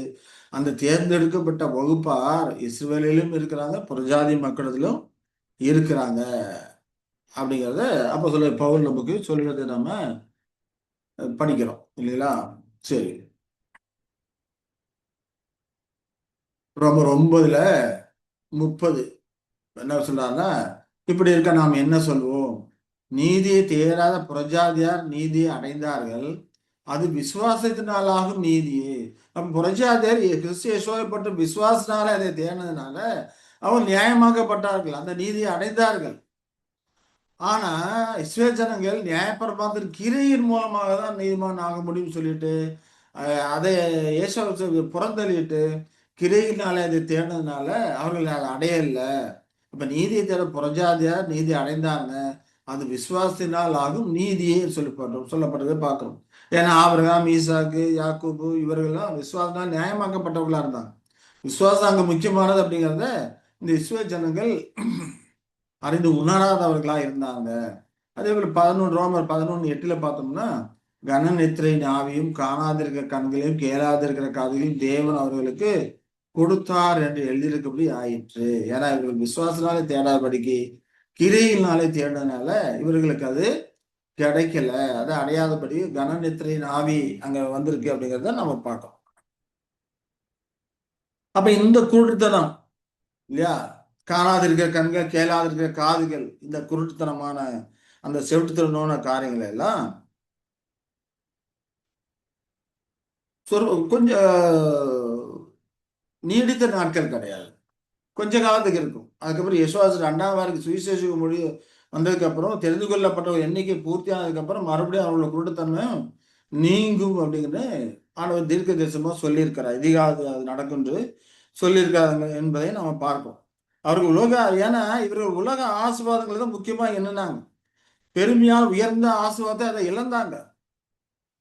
பூமியில இருக்கிற அந்த ஆசீர்வாதத்தை இவர்கள் மெயினா கறந்தாங்களோ இல்லையா, தேவனுடைய ராஜ்யத்தின் மூலம் வரக்கூடிய அந்த ஆசீர்வாதங்களை அவர்கள் கருதல்ல. அப்ப அவர்களின் தவறான புரிதல், இறுதிய கடினம் அவைகளால் ஏற்பட்டதுதான் அந்த குருட்டுத்தன்மை. சத்தியத்தின் வெளிச்சம் அவரிடத்திலிருந்து அது அகற்றப்பட்டது. ஏன்னா குருட்டுத்தனமா இருக்கு, நியாயபரமான இருக்குது, அது குருட்டுத்தனம் இருக்கிறதுனால அது வெளிச்சம் இல்லாதபடிக்கு அது அகற்றப்பட்டது. அதனால தான் அது குருட்டுத்தனம் என்று அங்கே சொல்லுவதை பார்க்கிறோம். இந்த காலத்துல அநேக கிறிஸ்தவர்கள் இன்றைக்கு பார்த்தோம்னா வேதாகமும் எல்லா கையிலும் இருக்குது, எல்லாரும் வேதாந்தம் தான் படிக்கணும். ஆனா ஒவ்வொருத்தரும் ஒவ்வொரு விதமான வியாக்கியானம் பண்ணிக்கிட்டு தனக்கு சொந்த விருப்பத்துக்கு ஏற்ற விதமாக செயல்பட்டு கொண்டிருக்கிறார்கள். தங்களுக்கு மனசுல தோன்றினதெல்லாம் சொல்லி கொண்டிருக்கிறார்கள். அநேக பிரசங்கமார் இன்னைக்கு அப்படிதான் இருக்கிறாங்க. வேதாந்தம் படிக்க வேண்டியது, தங்கள் மனசுல என்ன தோணுதோ அதெல்லாம் சொல்ல வேண்டியது. ஆனா அவர்கள் சொன்ன காரியங்கள் மற்ற வேத வசனங்கள் இசைவு இல்லாம இருக்குது, அப்படி இதை பத்தி எல்லாம் அவங்களுக்கு கவலைப்படுறதே கிடையாது. என்ன தோணுதோ அதை சொல்லிட்டு போயிட்டே இருக்க வேண்டியதான். ஏசு எனக்கு இதை வெளிப்படுத்தினார், இதை சொன்னாரு அப்படின்னு சொல்லிட்டு அப்படியே போய்கொண்டே சொல்லி ஏதோ கதை சொல்லிட்டு போய்கொண்டே இருக்கிறார்கள். கிறிஸ்துவின் வருகை குறித்தோ ராஜ்யத்தை குறித்தோ எந்த ஒரு அக்கறையும் இல்லை. ஏன்னா அவர்களுக்கெல்லாம் உலகப்பரமான ஆசிர்வாதங்கள் தான் முன்னால் எண்ணி இருக்கக்கூடியதா இருக்குது. அதே போல இஸ்ரோ ஜனங்களுக்கு அந்த விதமா உலகப்பரமான ஆசிர்வாதம் எண்ணோக்கி கொண்டிருந்தாங்க. அதனால இந்த ஆவிக்குரிய ஆசீர்வாதங்கள் இழந்து போனாங்க. இந்த குருட்டுத்தனம் அந்த ஆவிக்குரிய சேவர்கள் தேர்வு செய்யப்படக்கூடிய காலம் வரைக்கும் தான். அந்த தேர்வு செய்ய முடிச்சாச்சுன்னா அதுக்கப்புறம் என்ன ஆகும், குருட்டுத்தனம் நீங்கக்கூடியதா இருக்கிறது அப்படிங்கிறத நாம பார்க்கணும். அப்ப இங்க கன நித்திரையின் ஆவின்னு சொல்றாரு இல்ல, கன நித்திரின் ஆவியும் காணாத கண்ணு சொல்லுவோம். கன நித்திரின் ஆவின்னு என்ன, பரலோக சம்பந்தமான காரியங்களில ஒரு அலட்சியம், பூமியில் உள்ள காரியங்களில் அதிக கவனமும் கொண்ட ஒரு மனநிலை, இதுதான் கன நித்திரையின் ஆவி. ஆவிக்குரிய சத்திய காரியங்களே எப்பவுமே ஒரு அலட்சியமான போக்கு இருந்து கொண்டே இருக்குது அவங்கள்ட்ட. கரெக்டா சத்தியத்துக்கு கீழ்ப்படியணும் அப்படிங்கிறதெல்லாம் இல்லாதபடிக்கு, தேவனுடைய ராஜ்யம் வர காத்திருக்கணும் அப்படிங்கிறதெல்லாம் இல்லாதபடிக்கு அதுல ஒரு அலட்சிய போக்கு இருக்கும். உலகத்தனமான காரியங்கள்ல பார்த்தோம்னா அதிக கவனம் கொண்டவர்களா இருப்பாங்க. அதனால இயேசு பரிசேயர்களை குறித்து சொல்லும்போது கொசு இல்லாதபடிக்கு ஒட்டக வடிகட்டி ஒட்டகத்தை விழுங்கக்கூடியவர்களா இருக்கீங்க அப்படிங்கிறாரு. சின்ன சின்ன விஷயங்களை அப்படியே கராரா பார்த்துக்கிட்டு ஒட்டகம் போன்ற காரியங்களை விழுங்கக்கூடியவர்களா நீங்க இருக்கீங்கன்னு சொல்லி அங்க சொல்றதை நம்ம பார்க்கணும். அது போல இந்த காலத்து கிறிஸ்தவர்கள் காரியங்களே சத்திய காரியங்களே ஒரு அலட்சியமான போக்கு இருந்து கொண்டிருக்கிறது. உலக காரியங்கள ரொம்ப கவனமா இருந்து கொண்டிருக்கிறாங்க. உலக பிரகாரமான ஆசீர்வாதங்கள்ல கவனமா இருந்து கொண்டிருக்கிறாங்க. ஒரு பிரசங்கிமார் சொல்றார், ஊழியக்காரர்கள்லாம் முன்ன போல அந்த கார் வச்சுக்கிறது பெரிய விஷயம் கிடையாது. இனி வரக்கூடிய காலங்கள்ல ஊழியக்காரர்கள் ஆளுக்கு ஒரு ஃபிளைட் சொந்தமா வச்சிருப்பாங்க அப்படிங்கிற மாதிரி ஒரு பிரசங்கியார் தன்னுடைய பிரசங்கத்துல சொல்லிக் கொண்டிருக்கிறார். ஆனா அவர்கள்லாம் தங்களை பரிசுத்தவான்கள் என்று சொல்லுகிறார்கள். பரிசுத்தவான்கள் ஒரு காரியம் என்ன? அவரோடு கூட பாடுபட்டால் அவரோடு கூட ஆளுகை செய்வோம். பாடுகள் உபத்திரவம். உலகத்தில் உங்களுக்கு உபத்திரவம் உண்டு. ஆனால் திடம் கொள்ளுங்கள், நான் உலகத்தை ஜெயித்தேன் அப்படின்னு சொல்லி ஆண்டவர் எஸ்ஐயா சொல்றார். ஆனா அவர்கள் என்ன சொல்றாங்க? உலக பிரகாரம் ஆசீர்வாதங்களை தேவன் அள்ளி கொண்டாந்து கொட்டுவாரு அப்படின்னு சொல்லிட்டு சொல்லிக் கொண்டிருக்கிறாங்க. தேவன் உண்ண உடுக்க இருக்க எந்த ஒரு குறையும் வைக்க மாட்டார். அதுல எந்த ஒரு சந்தேகமே வேண்டியதில்லை நமக்கு. அடைக்கலான் குருவியும் போஷிக்கிறவர் நிச்சயமாக தேவனுடைய பிள்ளைகளையும் போஷிக்கத்தான் செய்வார். உலகப்புறம் ஆசை கொடுக்கிறார். ஆனா ஆண்டவர் சொல்றது என்ன? முந்த தேவனுடைய ராஜ்யம் அவருடைய நீதியை தேடுங்கள், மற்ற உலகப்பரமான ஆசீர்வாதங்கள் உங்களுக்கு கூட கொடுக்கப்படும் அப்படிங்கிறாரு. தேவனுடைய காரியத்தை நீங்க அதிகமா தேடும்போது இதெல்லாம் உங்களுக்கு கூட கொடுக்கப்படும், அடிஷனலா உங்களுக்கு வந்து சேரும் அப்படின்னு சொல்லிதான் நமக்கு வேத பிரமாணத்துல நம்ம படிக்கிறோம். ஆனா இவர்கள் என்ன சொல்றாங்க? முந்த உலக காரியங்களையும் உலக ஆசீர்வாதங்கள் தேடிக்கொண்டிருக்கிறாங்க. ஆனா அந்த ஆவிக்குரிய காரியங்களே சத்திய காரியங்களே புறம்பே தள்ளிடுறாங்க. அதுல ஒரு அலட்சிய போக்கு, கவனம் இல்லாத ஒரு போக்கு அது இருக்கக்கூடியதா இருக்கிறது. இதைதான் இங்க என்ன சொல்றாரு? கன நித்திரையின் ஆவி என்று அங்க சொல்லுகிறதை நாம பார்க்கிறோம். ரோமர் 9, 32, 33 படிக்கும்போது, அவர்கள் விசுவாசனால அதை தேடாமல் ஏபரமாந்து கிரையினால் தேடினபடியால் அதை அடையல, இடதுக்கான கல்லில் விழுந்தார்கள் என்று படிக்கிறோம். இடதுக்கான கல்லையும் தவறுதற்கான கண்மலையும் சியோனில் வைக்கிறேன், அவரிடத்தில் விசுவாசமா இருப்பவன் எவனோ அவன் வெட்கப்படுதலை என்று எழுதியிருக்கிறபடி ஆயிற்று என்று அங்க படிக்கிறோம். அப்ப விசுவாசம்லாம் தேடாம கிரியையினால் தேடினதுனால அந்த இடதுக்கான கல்லிலே அவங்க விழுந்தார்கள் என்று சொல்லுகிறதை நாம பார்க்கிறோம் இல்லைங்களா?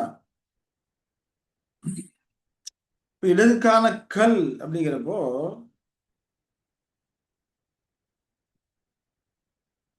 உலகத்தரமான ஆசீர்வாதங்கள் எல்லாம் தேடனால அது அவர்கள் இடதுக்கு ஏதுவாக இருக்குது அப்படிங்கிறத பார்க்கிறோம் இல்லைங்களா? சரி, அதே போல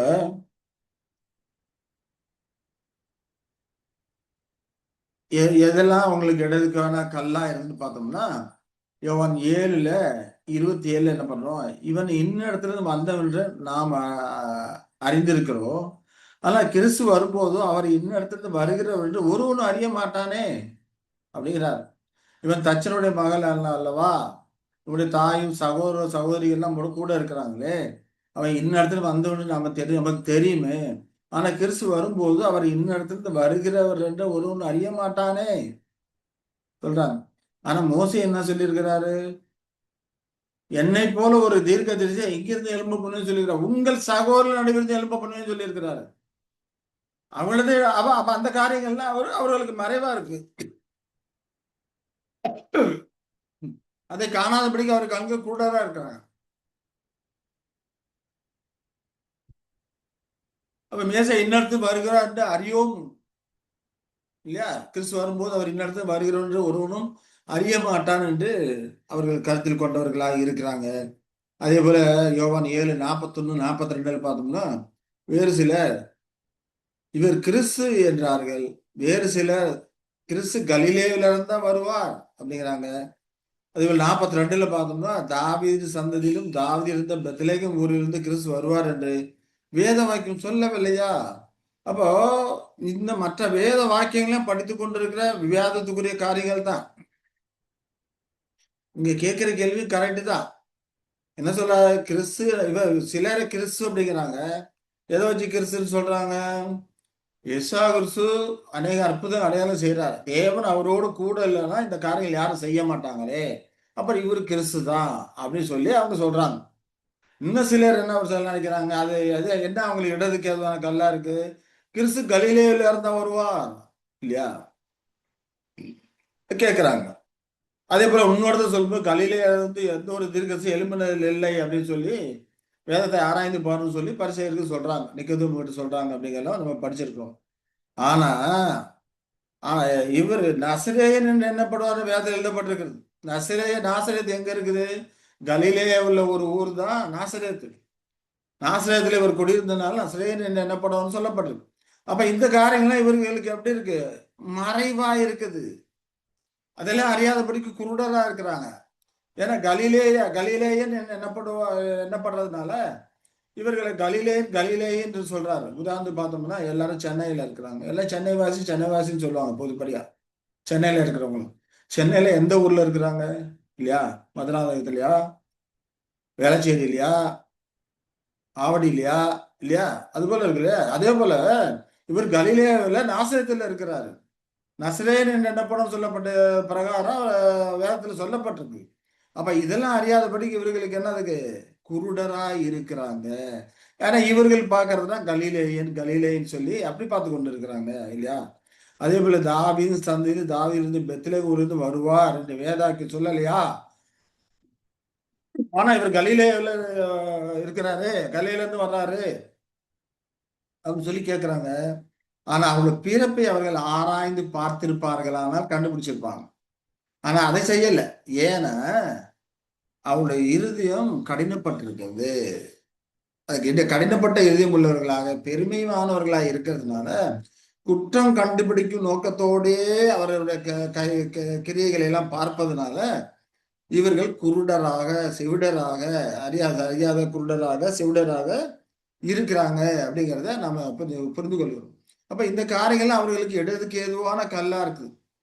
கலிலேயன் என்று சொல்லப்படுறதுனால இடதுக்கு ஏதுவான கல்லா இருக்கிறது அப்படிங்கிறத நாம புரிந்து கொள்ளுகிறோம். அதே போலதான் இன்னைக்கும் கிறிஸ்தவர்களுக்கு இயேசு ரெண்டாவதுல வந்திருக்கிறாருன்னா வந்தா இவ்வளவு அநியாய அக்கிரமம் நடக்குமா? வந்த உடனே மாறி போகுமே இல்லையா? வந்த உடனே எல்லாம் மாறி போகும்னு நினைக்கிறாங்க. மேஜிக் பண்ற மாதிரி பண்ணிருப்பாரு அப்படின்னு சொல்லி நினைக்கிறாங்க. அந்த நடைமுறை தாற்பரிய உண்மைகள் என்ன, வேதத்தில் என்ன சொல்லப்பட்டிருக்கிறது, மற்ற வேத வசனங்களை இணைத்து பார்க்கணுமே.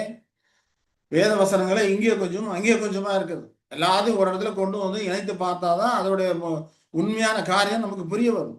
அதெல்லாம் யாரும் செய்யறதுக்கு முயற்சி பண்றது இல்லை, முற்படுறது இல்லை, வேதத்தை ஆராய்ந்து பார்க்கறது இல்லை. எல்லாம் தெளிவா தெரிஞ்சிச்சுன்னா வேதத்தை ஆராய்ந்து பாருன்னு இயேசு ஏன் சொல்லணும்? இயேசு வேத வாக்கில் ஆராய்ந்து பாருங்கள் நிச்சயம் உண்டு என்று காண்கிறீர்களே, என்னை குறித்து சாட்சி கொடுப்பவர்கள் அவைகளேன்னு சொல்றாரு. அப்ப அவரை குறித்த காரியங்கள், அவர் வருகை குறித்த காரியங்கள், அவர் ராஜ்யத்தை குறித்த காரியங்கள்லாம் ஆராய்ந்து பார்த்தது அறிந்து கொள்ளணும். எல்லாத்தையும் சோதித்து பார்த்து நலமானதை பிடித்துக்கொள் என்று அப்போஸ்தலன் பவுல் சொல்றதை நாம பார்க்கிறோம்.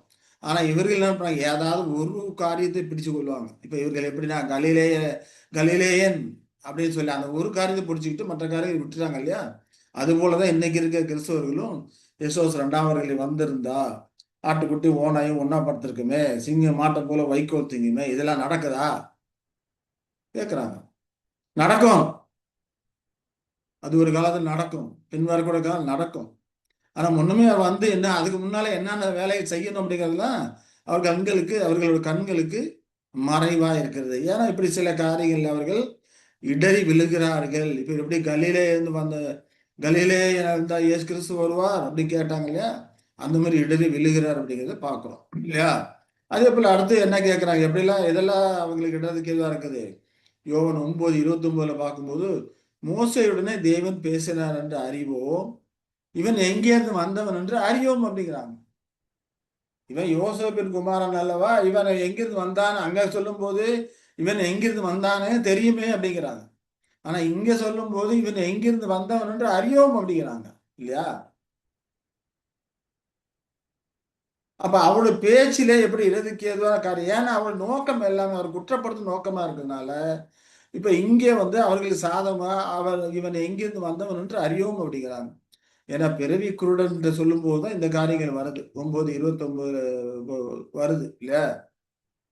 பிறவி குருடன் தொடர்ந்து அந்த காரியங்கள் 33 வரைக்கும் படிச்சோம்னா என்ன இருக்குன்னு பார்த்தோம்னா அதற்கு அந்த மனுஷன், அவர் என் கண்களை திறந்திருந்தும் அவர் எங்கே இருந்து வந்தவர் என்று நீங்கள் அறியாதிருக்கிறது ஆச்சரியமான காரியம். பிறவிக்குடனே கண்களை ஒருவன் திறந்தான் என்று உலகம் உண்டான முதல் கேள்விப்பட்டதில்லையே. அவர் தேவனிடத்திலிருந்து வராதிருந்தால் ஒன்றும் செய்ய மாட்டாரே என்றார். இல்லையா? அந்த பிறவி குருடன் தாழ்மையானவன், மன தாழ்மையா இருந்ததுனால, தேவனத்துல விசுவாசம் உள்ளவனா இருந்ததுனால அவனுக்கு அந்த கண்கள் அவர் குணமாக்குறாரு. அவர் குணமாக்கும் போதுல பாத்தீங்கன்னா, விசுவாசிக்கிறாயா கேட்டுக்கிட்டு தான் குணமாக்குறாரு. விசுவாசனாலதான் தேடணும் அப்படிங்கறது அவர் வலியுறுத்துறாரு. ஆனா இவர்கள் விசுவாசத்துல தேடல, கிரியையினாலதான் தேடுறாங்க. அப்ப இவனுக்கு இருக்கிற அந்த நாலேஜ் கூட அவங்களுக்கு இல்லை. ஏன்னா அவனுக்கு இருதயம் கடினப்பட்டிருக்குது. பிறவி கூட குணமாக்கி இருக்காரு. அப்ப தேவனத்தில் வராதுன்னா ஒன்றும் செய்ய மாட்டாரு என்று அவன் சொல்லுகிறதை நாம அங்க பார்க்கிறோம். ஏன்னா இவனுக்கு கண்கள் திறக்கப்பட்டிருக்கு. உண்மையிலே மெய்யாவே லிட்டரலா இவனுக்கு கண்கள் திறக்கப்பட்டிருக்குது. ஆவிக்குரிய கண்ணும் திறக்கப்பட்டிருக்குது. ஆனால் பரிசேயர்கள் வேதபாரகர்கள்லாம் கண்கள் திறந்திருந்தும் கூட காணாதவர்களாக, குருடர்களாக, காதுகள் இருந்தும் கேட்க இயலாத செவிடர்களாக இருக்கிறாங்க. அதனாலதான் யெஷுவா சொல்லும்போது கேட்க காதுலோன் கேட்க கடவன் அப்படிங்கிறார். அங்க இருக்கலாம் காது இல்லாதவனா செவிடன் அர்த்தம் கிடையாது. கேட்பதற்கு மனது இல்லை, கேட்பதற்கு காது தகுந்த காது இல்லை, புரிந்து கொள்வதற்கான அந்த கெப்பாசிட்டி இல்லாதபடிக்கு இருக்கீங்க. ஏன் அவருடைய இருதயம் கொளுத்திருக்கிறது. மந்தமா கேட்டு கண்களை மூடிக்கொண்டார்கள் என்று சொல்லப்பட்ட பிரகாரம் அவருடைய இருதயம் இருக்குது. அதனால அவர்களால் காண முடியல. அது போலதான் இந்த காலகட்டத்துல அநேக கிறிஸ்தவர்கள் யேசுவாசுடைய 2ஆம் வந்திருத்தலையும் யேசுவாசுடைய ராஜ்யத்தின மகிமை பிரதமான காரியங்கள் எல்லாம் இன்னைக்கு அநேக பல காரியங்கள் மூலம் வெளிச்சத்துக்கு வந்து கொண்டே இருக்குது.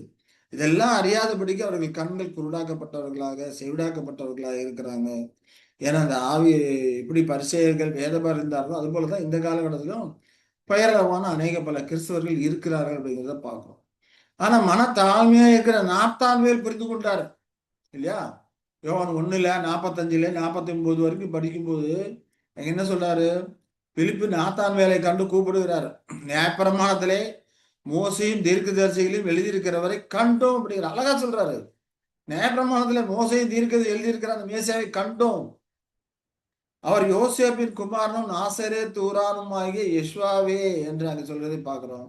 அதுக்கு நாத்தான் வேல் அழகா கேட்கிறாரு, நாசரேத்திலிருந்து யாதொரு நன்மையும் உண்டாகக்கூடுமோ? அதற்கு பிலிப்பு வந்து பார் என்றான். யெஷுவா நாத்தான் வேலை தமிழத்தில் வரக்கண்டு அவனை குறித்து, இதோ கபடற்ற உத்தம இஸ்ரவேலன். அதற்கு நாத்தான் வேல், நீர் என்னை எப்படி அறிவீர் என்றார். யெஷுவா அவனை நோக்கி, பிலிப்பு உன்னை அழைக்கிறதுக்கு முன்னே நீ அத்தி மரத்தின் கீழ் இருக்கும் போது உன்னை கண்டேன் என்றார். அதற்கு நாத்தான் வேல், ரவி, நீர் தேவனுடைய குமாரன், நீர் இஸ்ரவேல் ராஜா என்றான். இல்லையா? மன தாழ்மையாய் இந்த கபடம் இல்லாம உத்தமனா இருக்கிறதுனால இவர்கள் இந்த நாத்தானுடைய கண்கள் திறக்கப்பட்டு இவர் மேசியா தேவனுடைய குமாரன் என்பதை அவன் அங்க அறிந்து கொண்டான்னு சொல்லி பார்க்கிறோம். ஆனா வேதத்தை படித்து அறிந்த டாக்டர்ஸா இருக்கக்கூடிய வேத பாரகர், பரிசேயர்கள், ஆசாரியர்கள் இந்த காரியங்களை அறிந்து கொள்ளாதவர்களாக அவர்கள் இருந்தாங்க அப்படிங்கிறத நம்ம படிக்கிறோம்.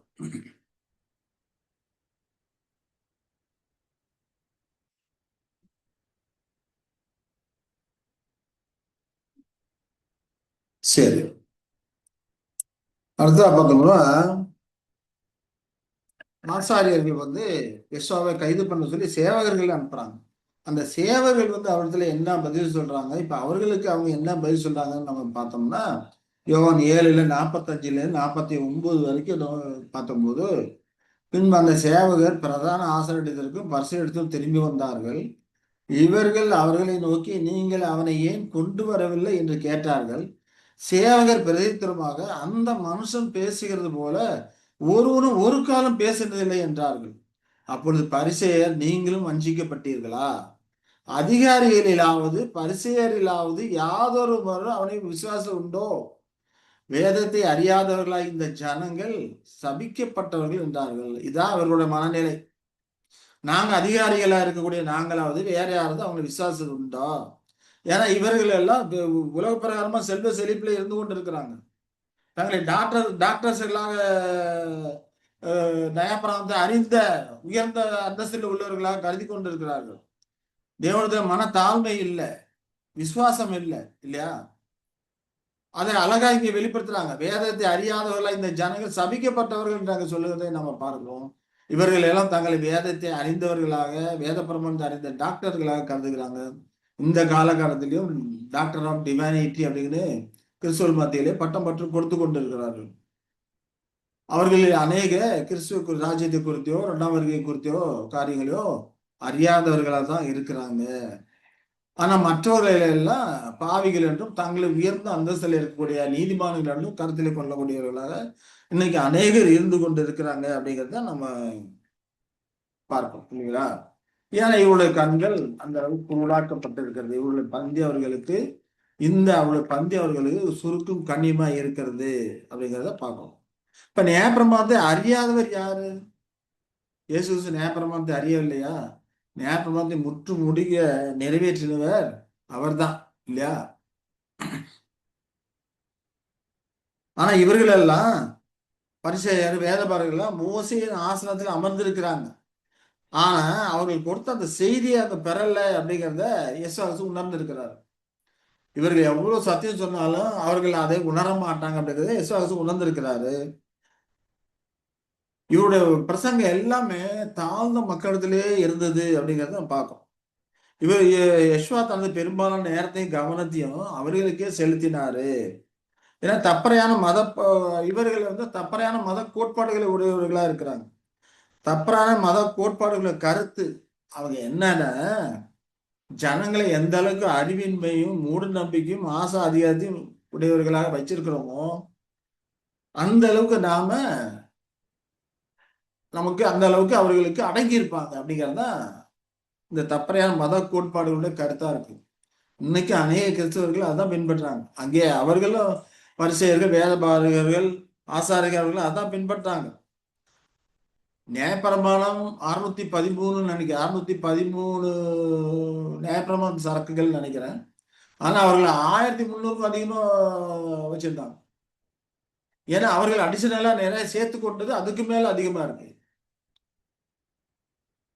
அப்ப அவர்கள் தப்பறையான மத கோட்பாடுகள் சில சடங்காச்சாரமான காரியம் இதெல்லாம் உள்ள கொண்டு வந்து வச்சிருந்தாங்க.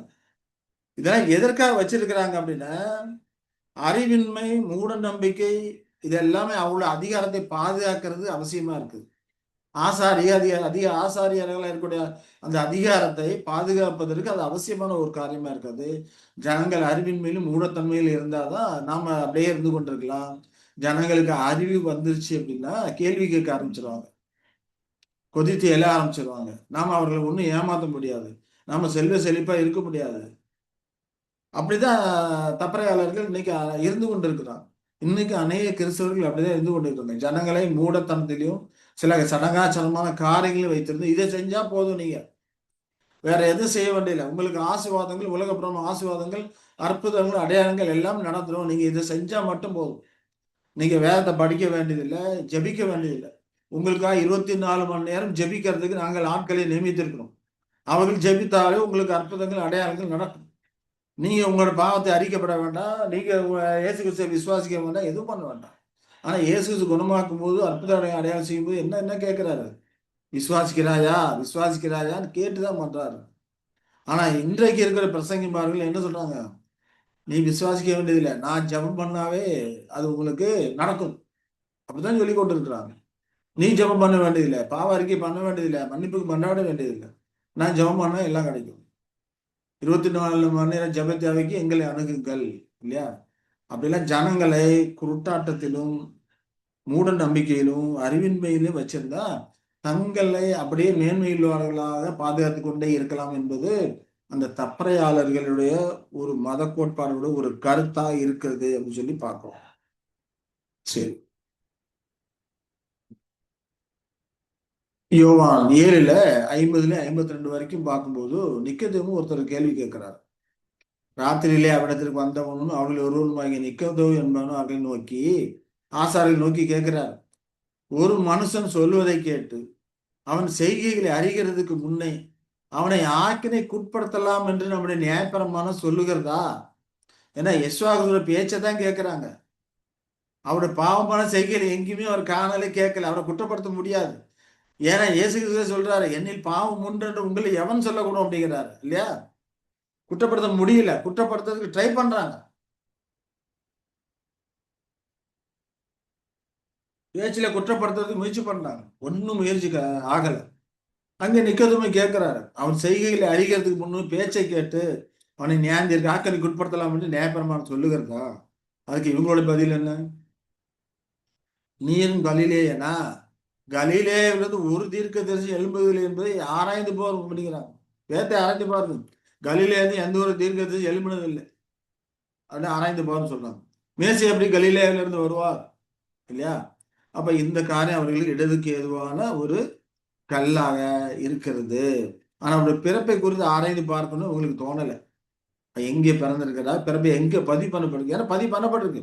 அவருடைய பிறப்பு பெத்லகேமிலே பதிவு பண்ணப்பட்டிருக்கு. யூதாவில் பெத்லகேமிலே பதிவு பண்ணப்பட்டிருக்கு. பதிவு பண்றதுக்காக மோசே அவன் தாயாரும் வளர்ப்பு தகப்பனும் எல்லாம் வர்றாங்க, பதிவு பண்ணியிருக்கிறாங்க. அதை பார்த்தா கூட அவங்க தெரிஞ்சிருக்கணும். ஆனா அதெல்லாம் பார்க்கறதுக்கு விருப்பம் இல்லை. ஏன்னா இவரோட நோக்கம் எல்லாமே அவரை குற்றப்படுத்தணும், அவர் ஒன்றுக்கும் உதவாதவர், எதுக்கு இயலாதவர் என்பது என்று அவர்களுக்கு மற்றவர்களுக்கு சொல்லணும், அவரை குற்றப்படுத்தணுங்கிற முகாந்திரமாவே இருக்கிறதுனால அவர்களுக்கு இதெல்லாம் குருடா இருக்குது. அப்ப அவரோட பந்தி அவர்களுக்கு கண்ணியும், அவருடைய செல்வம் அவர்களுக்கு சுருக்கமாக இருக்கிறது. அவருடைய பந்தி அவர்களுக்கு சுருக்கும், அவருடைய செல்வம் ஏன்னா அவர்களுக்கு கண்ணியமா இருக்கிறது அப்படிங்கிறத நம்ம பார்க்கணும். இந்த காலகட்டம் அதே தான். அவர்கள் இருக்கக்கூடிய அநேக இன்னைக்கு வேதாகமும் எல்லா பாஷைகளிலும் இருக்கு, எல்லா மொழிகளிலும் இருக்கு, எல்லா வீடுகளிலும் எல்லா கைகளிலும் வேதாகம் இருக்கு. எல்லாரும் அது படிக்க முடியும். அப்ப வேத வசனங்கள் எல்லாத்துக்கும் கொடுக்கப்பட்டிருக்கு. ஆனாலும் படித்து அறியறதில்லை, அதுல இருக்கிறது கீழ்ப்படியணும்னு நினைக்கிறது கிடையாது. ஆகினால இந்த பந்தி அவர்களுக்கு சுருக்கா இருக்குது. உலகத்திலே செல்வ செழிப்பா இருக்கணும், உலக ஆசீர்வாதத்தோடு இருக்கணும் சொல்லி உலகப்புறமா ஆசீர்வாதங்களே விரும்பக்கூடியவர்களாக இருக்கிறாங்க. ஆகினால இந்த செல்வம் அவர்களுக்கு கண்ணியமா இருக்கிறது. அதே தான் அந்த காலத்துல எப்படி அவர்களுக்கு சுருக்கும் கண்ணியமா இருந்தோம், அதே போலதான் இப்ப இருக்க கிறிஸ்தவர்களுக்கு அது சுருக்கும் கண்ணியமா இருக்கிறது அப்படிங்கிறத நாம இந்த காரியங்கள் மூலம் புரிந்து கொள்கிறோம் இல்லையா? அப்ப இதெல்லாமே அவர்களுக்கு கலிலேயான்னு ஒரு தீர்க்கதரிசி எழும்புறதில்லை அப்படிங்கிற காரியங்கள்லாம் அவர்களுக்கு இடதுக்கு ஏதுவான கல்லா இருக்கிறது. இந்த காலகட்டத்தில் யெசோவாசு, இன்னும் சொல்ல போனா யெசோவாசு ஆவிக்குரிய சரீரத்தை வந்திருக்கிறாருங்கிறதே அநேகருக்கு தெரியல, மாம்சீகத்துல இருக்கிறான்னு நினைச்சிட்டு இருக்கிறாங்க. அப்ப மீட்கும் பலியை குறித்த காரியங்கள்ல அநேகருக்கு தெரியாம இருக்கிறாங்க. அவர்களுக்கு தெரிந்ததெல்லாம் அற்புதங்கள், அடையாளங்கள், உலக பிரகாரமா ஆசீர்வாதங்கள் இதே நோக்கி கொண்டிருக்கிறதுனால அவங்க கிறிஸ்துவோட ராஜ்யத்தை கொடுத்த காரியங்களை அசட்டை பண்ணக்கூடியவர்களாக அவங்க இருக்கிறாங்க அப்படிங்கிறத நாம பார்க்கணும். சரி, அதே இன்னும் அவரை சோதிக்கும்படிக்கு நிறைய காரியங்கள் சொல்றாங்க அப்படிங்கிறத நம்ம பார்க்கணும். மத்திய 2:23 பார்த்தோம்னா, நாசரேத்து என்னும் ஊரிலே வாசம் பண்ணினான், நசரேயன் என்னப்படுவார் என்று தீர்க்கதரிசிகளால் உரைக்கப்பட்டது நிறைவேறும்படி இப்படி நடந்தது அப்படின்னு சொல்லி நம்ம பார்க்கணும் இல்லையா?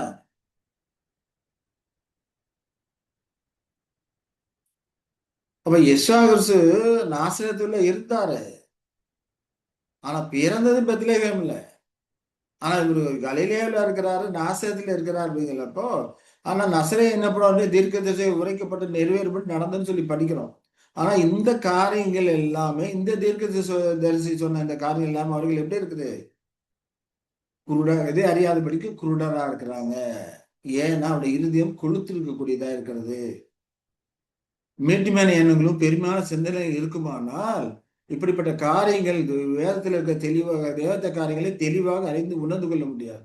எப்போது மனத்தாழ்மையா இருந்து தேவனை நோக்கி ஜபத்திலும் விண்ணப்பத்திலும் தேடுகிறார்களோ அவர்களுக்கு தான் இந்த காரியங்கள்லாம் வெளிப்படுத்தக்கூடியதா இருக்கிறது அப்படிங்கிறது பார்க்கும். ஆகினால அவருக்கு இடதுக்கு ஏதுவா இருக்கிறதுனால மார்க் 8:11-12 என்ன சொல்லாம பார்த்தோம்னா, பரிசேயர் அவரோடு தர்க்கிக்க தொடங்கி அவரை சோதிக்கும்படி, எதுக்கு தர்க்கம் பண்றாங்க? அவரை சோதிக்கிறதுக்கு, வானத்திலிருந்து ஒரு அடையாளத்தை காண்பிக்க வேண்டும் என்று கேட்டார்கள். அவர் தம்முடைய ஆவியில் பெருமூச்சு விட்டு, இந்த சந்ததியார் அடையாளம் தேடுகிறது என்ன? இந்த சந்ததியாருக்கு ஒரு அடையாளமும் கொடுக்கப்படுவதில்லை என்று மெய்யாகவே உங்களுக்கு சொல்லிடுறேன் அப்படிங்கிறார். இவ்வளவு அடையாளங்கள் பண்றாரு. மரித்தவனை உயிரோடு எழுப்புகிறாரு, பிறவி கூடனை குணமாக்குறாரு, 18 வருஷமா பாடுள்ள ஸ்திரீ குணமாகறாங்க இல்லையா? பிசாசுகளை விரட்டாரு, இவ்வளோ காரியங்கள் செய்தோம். வானத்திலிருந்து எங்களுக்கு அடையாளம் காட்டு அப்படின்னு சொல்லி சொல்றதை நம்ம பார்க்கணும். அப்ப அந்த அளவுக்கு இவருடைய கண்கள் குருடா இருக்குது அப்படிங்கிறத இதை நம்ம தெரிஞ்சுக்கிறோம். அப்ப யெஷுவாவை பரிசேயர்கள் எப்படி நினைக்கிறாங்க? ஒரு போட்டியாளரா நினைக்கிறாங்க. வெற்றிகரமான ஒருவராக அவரை கருதுறாங்க. ஏன்னா அவர் பின்னால அநேகர் போய் கொண்டிருக்கிறாங்க. இப்படியே போய்கிட்டு இருந்தா ரோமர்கள் வந்து நம்முடைய ஸ்தானத்தை எடுத்துருவாங்க அப்படிங்கிறது தான் அவருடைய நோக்கம். ஆகல எப்படியாவது அவனை காலி பண்ணணும் அப்படிங்கிறது தான் அவருடைய எண்ணமா இருக்கிறது. அவர் ஒரு சிறந்த போதகரா இருக்கிறார் ஆண்டவர் யெஷுவா கிறிஸ்து. மக்கள் மத்தியிலே அவர்களின் சொந்த போதகர் கௌரவம் குன்றி விடுமோ என்று அச்சகம் பரிசேயர்ல இருக்குது. அவர் நல்லா போதிக்கிறாரு, நியாயப்பிரமாணத்தை குறித்த காரியங்களே தெளிவா சொல்றாரு, அநேக அற்புத அடையாளம் பண்றாரு, அநேகர் அவரை பின்பற்றுறாங்க.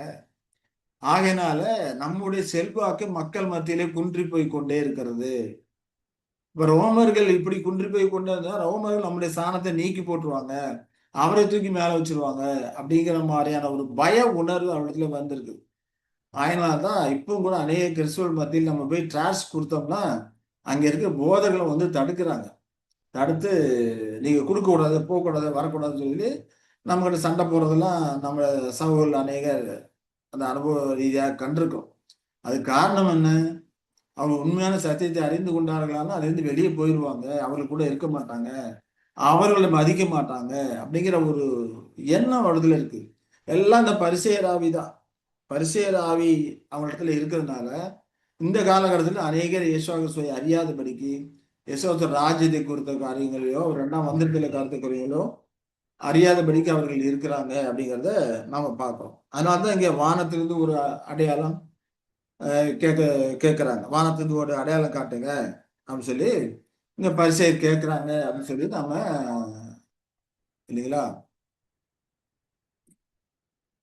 அப்ப இயேசு வந்து அவங்களுடைய இந்த குருட்டுத்தன்மம் இதெல்லாம் குறித்து பெருமூச்சு விடுகிறார். இவ்வளவு காரியங்கள் செஞ்சு இவர்கள் அறியாமல் இருக்கிறாங்களே என்று சொல்லி பெருமூச்சு இவர்களுக்கு வேறு ஒரு அடையாளம் கொடுக்கப்படுவதில்லை நாங்க சொல்லுகிறதை நாம பார்க்கிறோம். சரி. இதே போலதான் யோவான் சொல்லப்பட்டிருக்கு 6:30-30 பார்த்தோம்னா, உண்மை விசுவாசிக்கும்படி நாங்கள் காணத்தக்கதாக நீர் என்ன அடையாளத்தை எங்களுக்கு காண்பிக்கிறீர், எண்ணத்தை நடப்பிக்கிறீர், வானத்திலிருந்து அவர்களுக்கு அப்பத்தை புசிக்க கொடுத்தார் என்று எழுதியிருக்கிறபடி நம்முடைய பிதாக்கள் வனாந்திரத்தில் மன்னாவை புசித்தார்களே என்று சொல்லப்படுகிறதை பார்க்கிறோம் இல்லையா? மோசியாவை மன்னா கொடுத்தாரு, வானத்திலிருந்து அப்பத்தை இறக்க சொல்லி மன்னா கொடுத்தார். அப்போ மேசியா மோசையை விட மகத்தானவர் இல்லையா? அவர் 5000 பேருக்கு உணவு கொடுத்திருக்கிறாரு அப்படிங்கிறத பார்க்கிறோம். ஆனா இவர் உணவு கொடுத்தது 5 அப்பங்கள் 2 மீன்கள், இதை வச்சுதானே உணவு கொடுத்தீங்க. ஆனா மோசை எந்த ஒரு இதுவும் இல்லாதபடிக்கு வானத்திலிருந்து ஜனங்களுக்கு அப்பம் கொடுத்தாரு, பல ஆண்டுகள் உணவு அளித்தாரு. அது போல எங்களுக்கு ஏதாவது செஞ்சு காமிங்க அப்படிங்கிறது தான் இவர்கள் கேட்கிற ஒரு காரியமா இருக்கிறது. ஆனா இவர்கள் பார்த்தோம்னா சில விஷயங்கள் நல்ல தர்க்கவாதிகள் தான் இருக்கிறாங்க. வேதத்தை நெருக்கமாக பின்பற்ற வேணும் சில என்ற நோக்கம் அவரது இருக்குது. ஆனா அதே சமயத்துல சரியான விதத்துல அதை தேடாதபடிக்கு இருக்கிறாங்க. அவர்கள் மோசையை விட பெரியவரான, தினமும் மக்களுக்கும் எல்லாருக்கும் மோசையை கொடுத்ததை காட்டிலும் மேன்மையான அப்பத்தை வழங்கக்கூடிய மேசியாவை மட்டுமே ஏற்றுக்கொள்வோம் அப்படின்னு சொல்லி இவங்க நினைச்சுக்கிட்டு இவரு மேசியா கிடையாதுங்கிறாரு. ஆனா உள்ளுக்குள்ள நோக்கம் என்ன? இவரை வெளியேற்றிடணும், நம்முடைய ஸ்தானத்தை நம்ம தக்க வைத்துக் கொள்ளும் அப்படிங்கிறது தான் இவருடைய நோக்கமா இருக்கு. அப்படி நோக்கமா இருக்கிறதுனால தான் அவரோட விவாதம் பண்ணி இப்படிப்பட்ட காரியங்களை எனக்கு செஞ்சு காமிங்க அப்படின்னு சொல்லி அங்க கேட்கிறாங்க அப்படின்னு சொல்லி நாம பார்க்கிறோம். இவருடைய நோக்கம் வந்து கடுமையானதா இருக்கு. ஏன்னா நியாயப்பிரமாணத்தை அறிந்திருக்கிறார்கள், நியாயப்பிரமாணத்திலிருந்து இப்படி கேள்விகள் கேட்கிறாரு, இப்படி எல்லாம் இருக்குன்னு சொல்லி கேட்கிறாங்க அப்படிங்கலாம் நம்ம படிக்கிறோம். ஆனா நல்ல தர்க்கவாதிகளா தான் இருக்கிறாங்க, தர்க்கம் பண்றாங்க. ஆனா இயேசு கிறிஸ்துட்ட அது ஒண்ணுமே அவங்கள என்ன பண்ணல, அதெல்லாம் மேற்கொள்ள முடியல.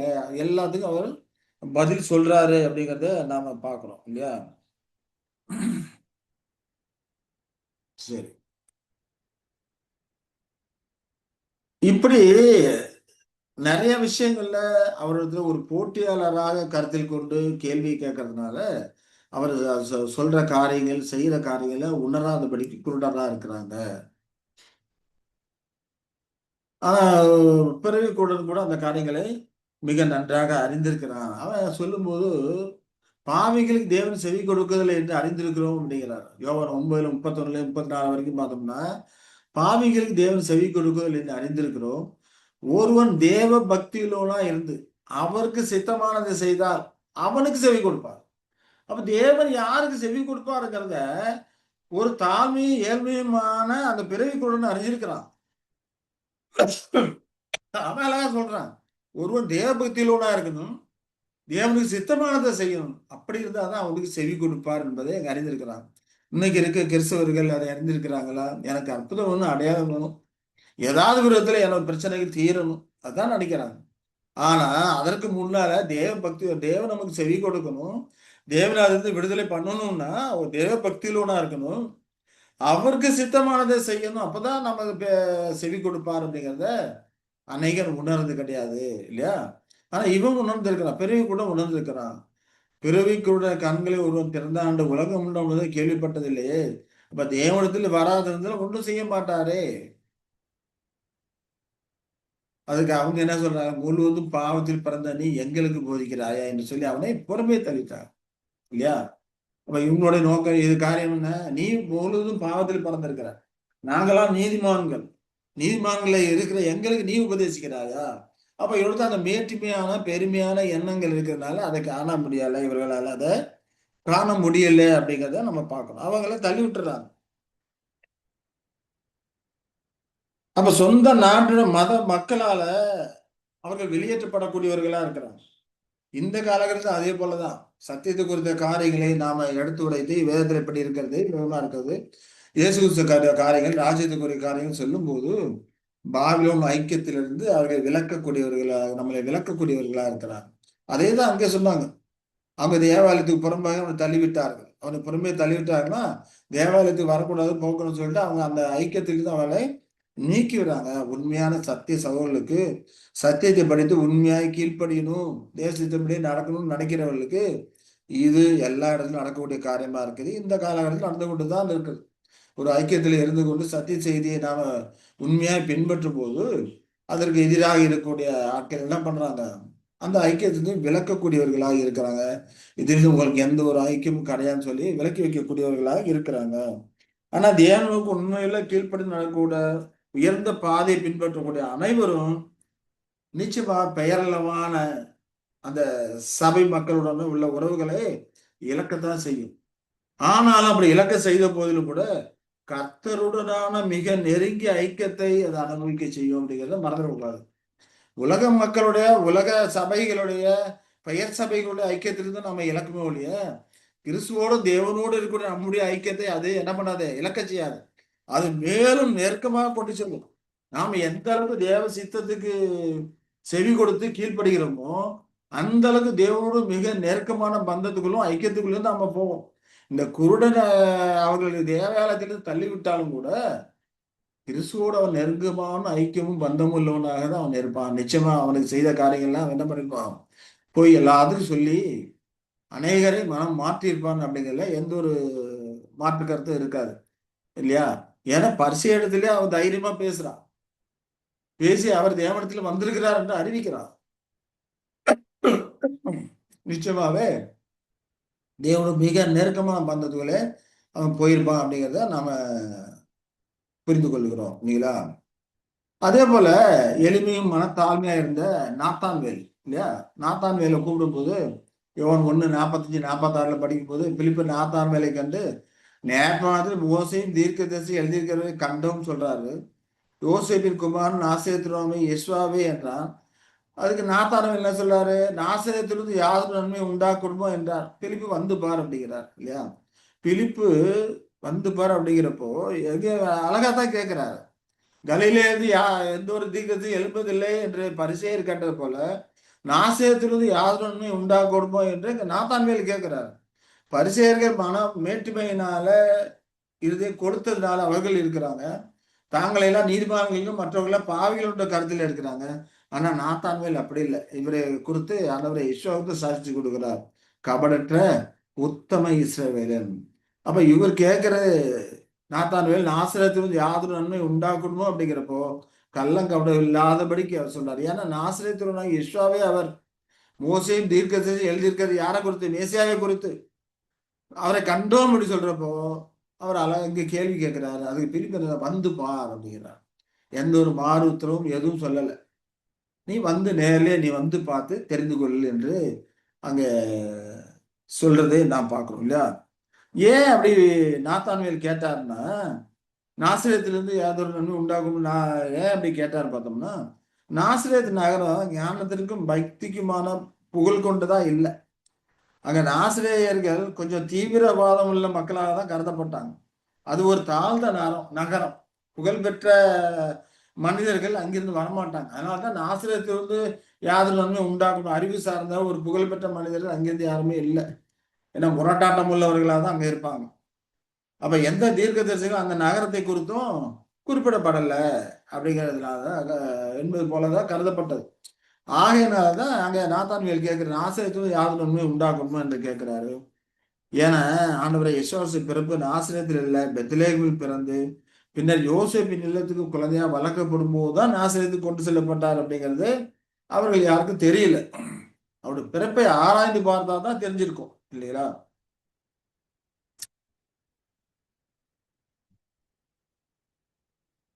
இன்றைய காலத்துல கூட சிலர் என்ன பண்றாங்க, இந்த அருமையான சத்தியங்கள் இப்ப நாம் படிக்கிற நிகழ்க சத்தியங்கள் எல்லாம் அமெரிக்காவில் இருந்தா வந்தது அப்படிங்கிறதுக்காக அநேக சத்தியம் நிராகரிக்கக்கூடியவர்களாக இருக்கிறாங்க. சத்தியம் எங்கிருந்து வந்தது அப்படிங்கிறது இல்ல, சத்தியம் வந்து வேத பிரமாணங்களுக்கு தேவனுடைய குண இயல்புகளுக்கு இசை விளக்கமா இருக்கா, மற்ற வேத வாக்கியங்கள் இசை விளக்கமா இருக்காதா அப்படிதான் பார்க்கணுமே வரையா எங்கிருந்து வந்ததுன்னு பார்க்க கூடாது. அதே போல இன்றைய காலகட்டத்தில் பார்த்தோம்னா இது சத்தியம் யார் சொன்னது, உங்களோட தலைமை எங்க இருக்குது, நீங்க எந்த சபையை கருத்த காரியங்கள் இல்லையா? சத்தியத்தை சொல்லாம உடனே அவங்க இதைத்தான் ஆராய ஆரம்பிக்கிறாங்க. நீ எந்த சபை, நீ ஜெகோ விட்னஸா கேட்கிற முதல் கேள்வி, நீங்க ஜெகோ விட்னஸா, எந்த சபை, உங்களோட தலைமை ஸ்தானம் எங்க இருக்குது, எங்கேருந்து உங்களுக்கு இந்த காரியங்கள்லாம் வருது இல்லையா? இப்படிதான் கேட்கிறாங்க. சொன்ன காரியங்கள் சரியா தப்பா வேதத்துக்கு இசை விளக்கம் இருக்கான்னு ஆராய்ச்சி பண்றது இல்லை. அதை விட்டுட்டு அது எங்கேருந்து வந்ததுன்னு ஆராய்ச்சி பண்றாங்க. சிலர் அமெரிக்காவில இருந்து வந்தது அப்படிங்கிறதுக்காகவே சத்தியத்தை நிராகரிக்கக்கூடியவர்களும் இருக்கிறாங்க. ஆனா கர்த்தர் சத்தியங்களை சில சமயம் பிரபலமற்ற வழிகளிலே அனுப்புவது மூலம் அதை மறைத்து வைத்திருப்பார். ஏன்னா எல்லாருக்கும் சத்தியம் போகுது தேவசித்தம் இல்லை. யாரு எளிமையும் மனத்தாழ்மையா இருக்கிறாரோ அவர்களுக்கு தான் அதை புரிந்து கொள்ளணும் அப்படிங்கிறதா தேவன் வைத்திருக்கிற ஒரு காரியமா இருக்குது. அப்படிப்பட்டவர்கள் புரிந்து கொள்ளுகிறாங்க. நாத்தான் வேலை போல இருக்கிறவங்க புரிந்து கொள்ளுகிறாங்க. ஆகையினால அது மனோ பக்குவம் இல்லாதவர்களே தடுத்து நிறுத்தக்கூடியதா இருக்கிறது. நாசிரத்திலிருந்து வந்தார் என்ற அந்த தவறான கருத்து எப்படி அவரை இழிவுபடுத்தியது போல இன்னைக்கும் கூட சிலர் இரண்டாம் வருகை பற்றிய தீர்க்க தரிசனங்களை ஏளனமாக பேசக்கூடியவர்களா இருக்கிறாங்க. இன்னைக்கும் வந்திருக்கிறான்னு சொல்றீங்களே அப்படிங்கிறப்ப இன்னும் அநியாய அக்கிரமம் நடந்து கொண்டுதானே இருக்கிறது. இயேசு வந்தா அவருடைய ராஜ்யத்தில் அநியாய அக்கிரமம் நடக்காதே என்று சொல்லுகிறாங்க. அதே போல ஆட்டுக்கிட்டு ஓனாயும் ஒன்னா படுத்திருக்குதா, அவர் ராஜ்யத்துல இதெல்லாம் ஒன்னா இருக்கும்னு சொல்லப்பட்டிருக்குது. இதெல்லாம் இல்லையே, அப்ப இயேசு இதெல்லாம் வரையில வரல, அவருடைய ராஜ்யம் இன்னும் ஸ்தாபிதமாகல, ஆளுகை ஆரம்பிக்கல அப்படிங்கிற மாதிரிதான் இன்னைக்கும் அநேகர் ஏளனம் பேசக்கூடியவர்களா இருக்கிறாங்க. அப்படி அதனாலதான் இங்க பிலிப்பு சொல்லுவோம் வந்து பார் அப்படிங்கிறாரு இல்லையா? அப்ப ஏளனம் பேசக்கூடியவர்கள் சொல்லக்கூடிய வேத வசனங்களை ஆராய்ந்து பார்த்து அறிதலும். மற்ற வேத வசனங்களுக்கு இசை விளக்கமா இருக்கான்னு ஆராய்ந்து பார்க்கணும். அதை விட்டுட்டு இப்படி இடதுக்கு ஏதுவான கல்லில் விழக்கூடியவர்களாக அவர்கள் இருக்கிறார்கள் அப்படிங்கிறத புரிந்து கொள்கிறோம் இல்லையா? வந்து பாருங்கள் என்ன அர்த்தம், நீ வந்து வேத வசனங்களும் இருக்கிறான்னு ஆராய்ந்து பாரு, நீ சோதித்து அறிந்து கொள் அப்படிங்கிறதா பிலிப்பு அங்க சொல்ற ஒரு காரியமா இருக்கு. ஏன்னா பிலிப்பு அங்க கடினமான விஷயங்களை விளக்கறதுக்கு முற்படல. அதே போல அவரு சந்தேகப்படவும் இல்லை. ஐயோ நாத்தான்வேல் இப்படி சொல்றாரு அப்படின்னு சொல்லி சந்தேகப்படவும் இல்லை, மன தளரவும் இல்லை. நீ வந்து நீயே சோதித்து அறிந்து கொள் என்று அங்க சொல்லுவதை பார்க்கிறோம். ஏன்னா அநேக காரியங்கள் வெளிப்புறமாக பார்க்கும்போது ஒன்றும் இல்லாத போல தோன்றும். ஆனா உள்ளுக்குள்ள போய் ஆராய்ந்து அறியும் போதுதான் அது உண்மை நமக்கு வெளிப்படக்கூடியதா இருக்கும். ஆகினால்தான் நீ வந்து பார் என்பது விசுவாசின் பார்வையிலிருந்தே தேவ திட்டத்தின் மகிமையை வந்து உணர்ந்து கொள், பார்த்து அறிந்து கொள், உணர்ந்து கொள் அப்படிங்கிறதுதான் அங்கே பிலிப்பு நாத்தான்வேலுக்கு சொல்லக்கூடிய ஒரு காரியமா இருக்கிறது அப்படின்னு சொல்லி பார்க்கோம். ஆனா யெசுவா என்ன சொல்றாரு? நாத்தான் வேலை இதோ கபடற்ற உத்தம இஸ்ரவேலன் அப்படிங்கிறார். நாத்தான் வேலு என்ன அப்படிங்கிறப்போ அப்போ ஒருவேளை ஒரு இது மிஞ்சி நம்மளை புகழ்றாரோ அப்படின்னு கூட நாத்தான்வேல் நினைச்சிருக்கலாம். அந்த கான்வர்சேஷனை குறித்து பார்க்கும் இதோ கபடற்ற உத்தம இஸ்ரவேல்னு சொல்லும்போது கூட நம்மை புகழ்ச்சியா பேசி நம்மளை மதிமயக்க பார்க்குறாரோ அப்படி கூட நினைச்சிருக்கலாம் இல்லையா?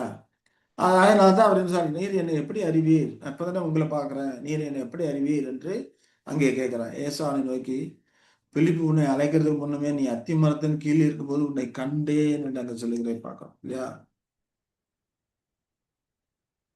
அப்ப அத்தி மரத்தின் கீழ் அப்படிங்கிறப்போ அங்க என்ன நடந்தது என்பது நமக்கு சொல்லப்படலை, வேதாம் சொல்லப்படலை. ஆனா அவர் அங்க அநேகமாக தேவனுடைய வழிகாட்டுதலுக்காக, தேவனுடைய ஞானம், வழிகாட்டுதல், போதனை மற்றும் வஞ்சனையான போதனைகள் இருந்தெல்லாம் பாதுகாப்புக்காக ஒருவேளை அவன் ஜெபித்திருக்கலாம். ஏன்னா அத்திமரம் வந்து நல்ல பெரிய ஒரு மரமா இருக்கும். அங்கே ஜெபிக்கிறதுக்கு தகுதியான ஒரு இடமா இருக்கும். ஆனா அத்திமரம் அதன் கீழே வந்து இலைகள்லாம் இயற்கையா விழுந்து இயற்கையான ஒரு மறைவிடம் போல அங்க இருந்திருக்கும். அங்க தனிமையில இருந்து ஜெபத்திற்கான ஒரு கருமை அவர் ஒருவேளை ஜெபித்திருக்கலாம். அல்லது தனிமையில இருந்து வேத வாக்கியங்களை படித்திருக்கலாம் இல்லையா? அப்ப யாரும் அறியாத இந்த காரியத்தை அவர் அறிந்தேன் என்று சொல்றதுனால அப்ப அவர் அங்க விசுவாசிக்கிறான். உன்னை கண்டேன் அப்படிங்கிறாரு இல்லையா? ஆனா யெஷாகு சிந்தனைகளை பகுத்தறியும் தீரன் அவருக்கு இருந்துன்னு சொல்லி பார்க்கணும். ஏன்னா மற்றவர்கள் வார்த்தைகள் மூலம் சொல்லலைனாலும் கூட எண்ணங்கள் சிந்தனைகளை நினைக்கிறதே அறிந்து அதற்கெல்லாம் பதில் சொன்னாரு அப்படிங்கிறத நம்ம படிக்கணும். அதுவே மனதின் எண்ணங்களின் நோக்கங்களை அறியக்கூடிய அந்த சக்தி தேவன் அவருக்கு கொடுத்திருக்கிறார்.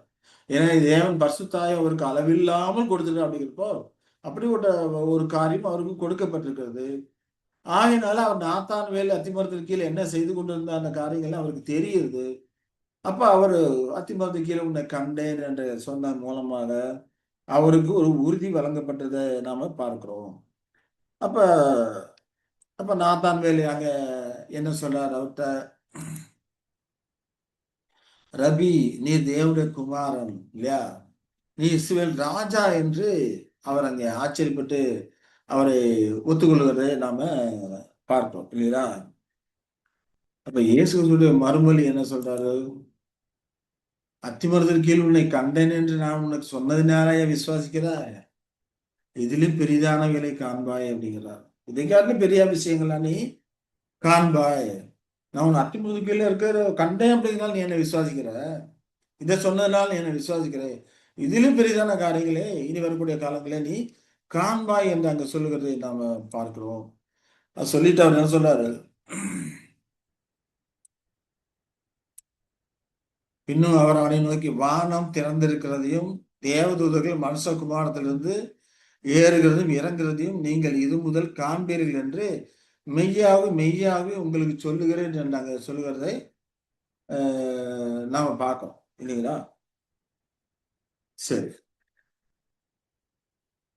அப்போ இங்க நீங்கள் அப்படிங்கிறப்போ இதை யாருக்கு குறிக்கிறார்? நீங்கள் அல்ல மெய்யாக காண்பீர்கள், உங்களுக்கு சொல்லுகிறேன் உங்களுக்கு அப்படின்னு சொல்லும்போது அது யார் அப்படின்னு பார்த்தோம், அவருடைய சீசர்கள் தான் சொல்றாரு. அவரை நெருக்கமான வழியிலே அவரை பின்பற்றக்கூடியவர்களா சொல்றாரு. தேவ தூதர்கள் அப்படிங்கிறப்ப அடுத்த யுகத்தின் அதிபதிகள், சுவிசேஷ யுகத்தினுடைய அதிபதிகளா இருக்கிறாங்க இல்லையா? இப்ப அவர் சொல்லிக் கொண்டிருக்கிற காரியங்கள் யூத யுக அறுவடையின் காலத்துல இப்ப இருக்கிறாங்க. சுவிசேஷ யுகத்தில் அதிபதிகள் அவர்தான் தேவதூதர்கள். ராஜ்யத்து இரண்டு நிலைகளுக்கு இடையான ஒரு தொடர்பை குறித்து அங்க சொல்றாரு. தேவதூதர்கள் வானம் திறந்திருக்கிறது, தேவதூதர்கள் மனுஷகுமாரத்திலிருந்து ஏறுகிறது இறங்குறது காண்பீர்கள் அப்படிங்கிறப்ப மனுஷகுமாரத்திலிருந்து இல்லை, இங்கிலீஷ்ல பார்த்தோம்னா அப்பான்னு சொல்லி போடப்படும் இல்லையா? அப்படிங்கிறப்ப மனுஷகுமாரன் மேலே ஏறுகிறதையும் இறங்குறதையும் நீங்கள் காண்பீர்கள் என்று அங்க இருக்கிறதை பார்க்கிறோம். அப்போ வானத்துக்கும் பூமிக்கும் வானத்துக்குரிய தேவனுடைய ராஜ்யம் ரெண்டு விதமா இருக்கு. ஒண்ணு பரத்துக்கான ராஜ்யம், இன்னும் பூமிக்குரிய ராஜ்யம். அதனால்தான் ஜெபம் பண்ணும்போது உம்முடைய சித்தம் பரலோகத்தில் செய்யப்படுகிற பூமியில் செய்யப்படுவதாக, உம்முடைய ராஜ்யம் வருவதாக என்றெல்லாம் ஜெபிக்க சொல்லி கொடுத்திருக்கிறார். அப்ப வானத்துக்கும் பூமிக்கும் உள்ள அந்த கம்யூனிகேஷன், அந்த தொடர்பு இயேசு கிறிஸ்து மூலமாக நடைபெறும் அப்படிங்கிற காரியங்களை இங்க சொல்லுகிறதை பார்க்கிறோம். ஏன்னா தேவதூதர்கள் மேலே ஏறி இறங்குமே இருக்கிறாங்க. அப்ப இதே போல ஒரு காரியத்தை யாக்கோபு கனவு கண்டார் அப்படின்னு சொல்லி பார்க்கிறோம் இல்லைங்களா? யாக்கோபு வானத்துக்கு பூமிக்கு ஒரு ஏணி வைக்கப்பட்டிருக்குது அப்படின்னு அந்த தரிசனத்தை நமக்கு நினைவுபடுத்தக்கூடியதா இருக்கிறது. அப்ப தெய்வீக கிருபையோட முறைகளை விளக்குகிற ஒரு காரியத்தை தான் ஏசாவு சொல்றாரு. பரலோகத்திற்கு பூமிக்கு இடையான அந்த தொடர்பு மீண்டும் நிறுவதற்கு நம்முடைய ஆண்டவர் யெஷுவா தான் அந்த ஏணியாக இருக்கக்கூடியவராக இருக்கிறாரு. அப்போ மனுஷகுமாரன் மேல் அப்படிங்கிறப்போ நம்ம ஆண்டவர் யெஷுவாவும் சபையும் இணைந்து 1000 ஆண்டு ராஜ்ய காலத்துல தேவனுக்கும் மனுக்குலத்துக்கும் இடையான அந்த தொடர்பு ஏணியாக அவர்கள் இருந்து கொண்டு இருப்பார்கள் அப்படிங்கிறத இங்க சொல்லக்கூடியது நாம பார்க்கிறோம் இல்லைங்களா? சரி,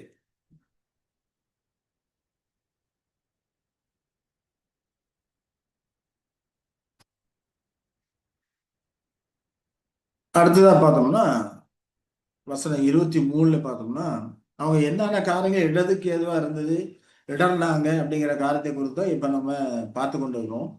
மத்திய 13:55 இவன் தச்சனுடைய குமாரன் அல்லவா, இவன் தாய் மரியாள் என்பவள் அல்லவா, யாக்கோபு யோசே சீமோன் யூதா என்பவர்கள் இவனுக்கு சகோதரர்கள் அல்லவா, இவன் சகோதரிகள் எல்லாரும் நம்மிடத்தில் இருக்கிறார்கள் அல்லவா, இப்படி இருக்க இதெல்லாம் இவனுக்கு எப்படி வந்தது என்று சொல்லி அவரை குறித்து இடர்கள் அடைந்தார்கள்.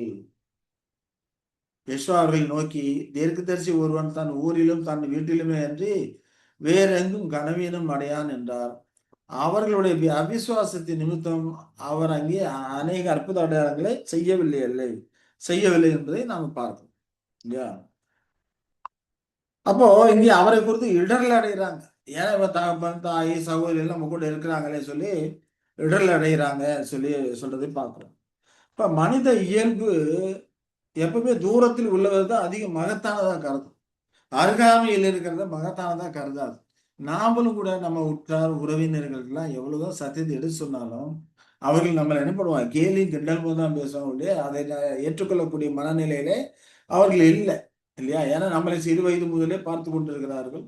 அப்படிங்கிறப்ப இவனுக்கு இவ்வளோ இது எல்லாம் எப்படி வந்துச்சு அப்படிங்கிறலாம் அவங்களுக்கு ஆச்சரியமா இருக்கும். பெரிய ஞானி போல பேசுறான் இன்னைக்கு வந்துட்டு தெரியாதா அப்படின்ற மாதிரிலாம் கேலி கிண்டலுமா பேசக்கூடியவர்கள் இருக்காங்க. ஏன்னா மனித இயல்பு தூரத்தில் உள்ளவற்றை தான் அதிக மகத்தானதா கருதுமே ஒழிய அருகாமையில எவ்வளவு மகத்தானதா இருந்தாலும் அது உயர்வாக கருத மாட்டாங்க, மதிக்க மாட்டாங்க. அது மனிதனுடைய இயல்பா இருக்கிறது. அதன் பிரகாரம் தான் இங்கே சொல்றாங்க இல்லையா? அவரை குறித்து இந்த காரியங்கள் எல்லாம் அவர்களுக்கு அவர்களுக்கு இடரலா இருந்தது அப்படிங்கிறத நம்ம பார்ப்போம். சரி, அப்போ ஆசாரியர்கள் வேதபாரர்கள் பரிசேயர்கள் அவர்களை பின்பற்றிய இஸ்ரவேல் ஆகியோருக்கு எதெல்லாம் சுருக்கும் கண்ணியமா இருந்தது அவர்கள் இருந்த அப்படின்னு சொல்லி நாம பார்த்தோம்னா, ஏன்னா இப்ப நம்ம படிக்கிற பாடத்தின் தலைப்பு சுருக்கும் கண்ணீர் இல்லையா? அப்ப ஆசாரியர்களுக்கு வேதபாரர்கள் பரிசேயர்கள் அவர்களை பின்பற்ற இஸ்ரவேலர்கள் எதெல்லாம் சுருக்கும் கண்ணியமா இருந்ததுன்னு பார்த்தோம்னா, அதே போல இந்த காலகட்டத்தில் இருக்கிற பேரளவான அநேக கிறிஸ்தவர்கள் இருக்கிறாங்க. அவர்களுக்கு எதெல்லாம் சுருக்கும் கண்ணியமா இருக்கிறதுங்க நம்ம எளிய புரிந்து கொள்ளலாம். ஏன்னா இது நடந்த உண்மைகளான காரியங்கள். இது அடையாளமான காரியங்கள். இப்ப இருக்கிற கிறிஸ்துவ மண்டலத்துக்கு நிழல் அடையாளமாக இவர்கள் இருக்கிறாங்க. அப்ப இவர்களுக்கு எதெல்லாம் சுருக்கும் கண்ணியமா இருந்தது? ஒண்ணு அவர்கள் இருந்த உயர்ந்த நிலை இல்லையா? செல்வம். ரோமர்கள் அவர்களை மதித்தார்கள். மக்கள் அவர்களை மதித்தார்கள் இல்லையா? செல்வ செழிப்புல தான் இருந்தாங்க. உலக பிரகாரமான செல்வ செழிப்புகளை தான் இருந்தாங்க. ஆவிக்குரிய செழிப்பாக தேவனுடைய அவர்களுக்கு அநேகமுள்ள வாக்கு தத்தங்கள் நியாயப்பிரமாண காரியங்களை எல்லாம் அறிந்தவர்களாக இருந்தார்கள் அப்படின்னு சொல்லி பார்ப்போம். அப்ப அவர்கள் இருந்த அந்த உயர்ந்த நிலை அவர்களுக்கு சுருக்கும் கண்ணிமையா இருக்குது சொல்லி பார்ப்போம். அதே போல இவர்களுக்கு வேலைக்காரர்கள் இருந்தாங்க. எவ்வளவு வசதி வாய்ப்பா இருந்தாங்கன்னு பார்த்தோமா, இவர்களுக்கு வேலைக்காரர்களும் இருந்தாங்க. ரோமர்கள் இவர்களுக்குன்னு ஒரு படை வீரர்களும் கொடுத்திருந்தாங்க. இப்ப எந்த அளவுக்கு ஒரு அந்தஸ்தான இவர்களை மதித்திருப்பார்கள் ரோமர்கள். அப்ப இவர்களுக்கு வேலைக்காரர்கள் இருக்கிறாங்க, படை வீரர்கள் இருக்கிறாங்க. இதெல்லாம் இருக்கிறதுனால இது இவர்களுக்கு என்ன பண்ணுது, மனம் ஏற்றுமை அந்த காரியங்களை வந்து இவர்களுக்கு போட்டியா இயேசுவாசம் வந்துருவாரோ அப்படிங்கிற காரியத்தினால அவர் பகைக்கிறாங்க. அவர்களை குற்றம் பிடிக்கும் நோக்கத்திலே பார்க்கிறாங்க. இவர்களுக்கு படை வீரர்களை கொடுக்கக்கூடிய அளவுக்கு ரோமர் அவர்களை மதித்தாங்க, உயர்ந்த அந்தஸ்திலே வைத்திருந்தாங்க. அதே போல இவர்கள நியாயபரமான சட்டமுடைய டாக்டர்களா இருந்தாங்க. இந்த காலகட்டத்திலையும் அதே போலதான் கிறிஸ்தவர்கள் உயர்ந்த நிலையில் தான் இருக்கிறாங்க இல்லையா? தேவன் அவர்களுக்கு உலக பிரகாரமான ஆசீர்வாதங்களை கொடுத்து கொண்டுதான் இருக்கிறார். அதே போல இவர்கள் சொல்லக்கூடிய காரியங்கள் செய்வதற்கும் ஆட்கள் இருக்கிறாங்க. ஆனா இவர்களுக்கு படை வீரர் கிடையாது. அதே சமயத்துல அரசாங்கத்திலையும் கூட ஒரு மதிப்பு மிக்கிறவர்கள தான் இருந்தாங்க. ரோமர்கள் அவர்களை மதித்து உயர்ந்த அந்தஸ்திலே வைத்திருந்தார்கள் அப்படின்னு சொல்லப்பட்ட பிரகாரம் இப்ப இருக்கிற கிறிஸ்தவர்களையும் பார்த்தோம்னா ஒரு உயர்ந்த அவர்களை மதித்து உயர்ந்த நிலையை தான் அங்க வச்சிருக்கிறாங்க. அதே போல அவர்கள் நியாயபரமான சட்டமுடைய டாக்டர்களா இருந்தாங்க. பரிசேயர்கள், வேதபாரர்கள், ஆசாரியர்கள். அதுபோல இப்போ இருக்கிற கிறிஸ்தவர்களும் டாக்டர் ஆஃப் டிவைனிட்டி அப்படின்னு சொல்லிட்டு அவர்கள் அநேகர் பட்டம் பெற்றவர்களாக பட்டம் ஒருவருக்கு ஒரு பட்டம் கொடுத்து கொள்ளக்கூடியவர்களாக அவர்கள் இருந்து கொண்டிருக்கிறாங்க. அதே போல ஜனங்கள் எப்படி வேதபாரக பரிசையோட பேச்சை கேட்டு கீழ்ப்படினாங்களோ இந்த காலகட்டத்திலும் அநேக ஜனங்கள் இந்த பெயராளமான கிறிஸ்தவர்களை பின்பற்றக்கூடியவர்களாக இருக்கிறாங்க. யெசுவாவை பின்பற்றவங்க எத்தனை பேர்? 12 பேர். அதுக்கப்புறம் ஒரு 70 பேர். அதுக்கப்புறம் உயிர்த்தெழுதல் நடக்கும்போது ஒரு 500 பேர். அப்புறம் அதுக்கப்புறம் பார்த்தோம்னா ஒரு 5000 பேர் மறந்துருப்பாங்க, 3000 பேர் மறந்து அப்படிதான். இப்போ யெசுவாசு இருந்த காலகட்டத்தில் அவர் பின்பற்றினது யாரு? கொஞ்சம் பேர் தான் அப்படின்னு சொல்லி நம்ம பார்க்கோம்.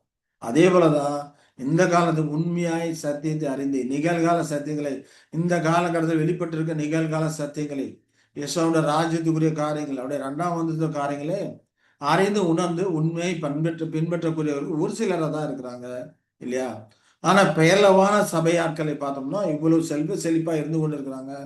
அநேக ஜனங்கள் பெயர்லவான சபையுள்ள போதர்களுடைய பேச்சுக்கு கேட்டு கீழ்ப்படியக்கூடியவர்களா இருக்கிறாங்க. ஏன்னா அந்த போதர்கள் ஜனங்கள் என்ன எதிர்பார்க்கிறாங்க, ஜனங்க என்ன வாஞ்சிக்கிறாங்க, அதற்கு ஏற்ற விதமா போதிக்கக்கூடியவர்களா இருக்கிறாங்க.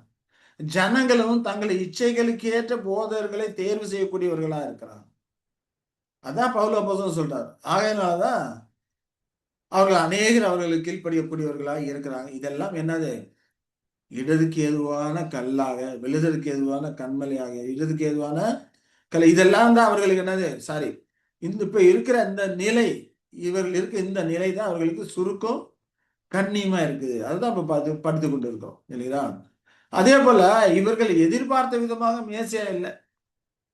வேதபாரக பரிசையெல்லாம் மேசியாவை எந்த விதமா எதிர்பார்த்தாங்க?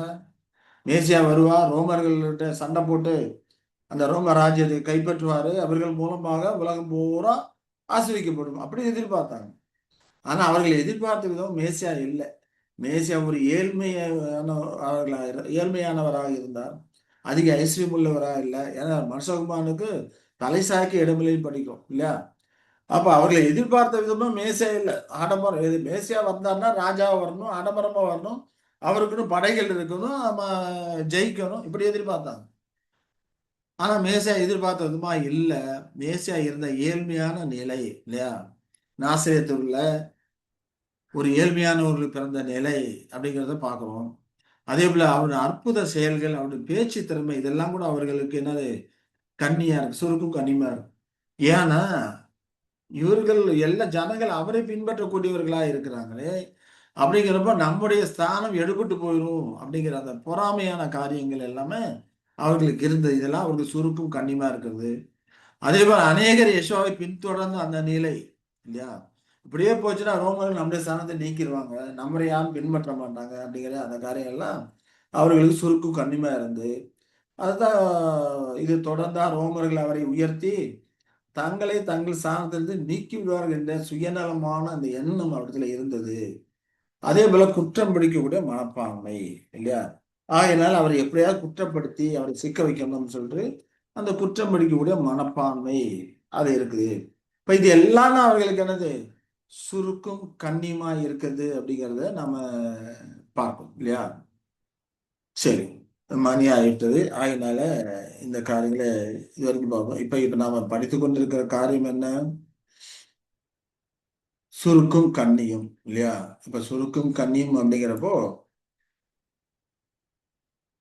விசுவாசம் முதலாம் வருகையில வந்திருக்கும் போது வேதத்தை ஆராய்ந்த வேதபாரகர், பரிசேயர், ஆசாரியர்கள் இவர்களுக்கெல்லாம் எந்த விதமான காரியங்களும் சுருக்கும் கண்ணியமா இருந்ததோ, அதே போல இப்ப இருக்கிற கிறிஸ்துவ மண்டலத்தில் உள்ளவர்களுக்கும் அதே காரியங்கள் சுருக்கும் கண்ணியமா இருக்கிறது அப்படிங்கிறதுனால தான் இந்த காரியங்களை எல்லாம் நம்ம படிச்சோம். மீதி இருக்கக்கூடிய காரியங்களை கர்த்தர் சித்தமானால் நாம அடுத்த வாரம் இந்த காரியங்களை குறித்து தொடர்ந்து பார்க்கலாம்.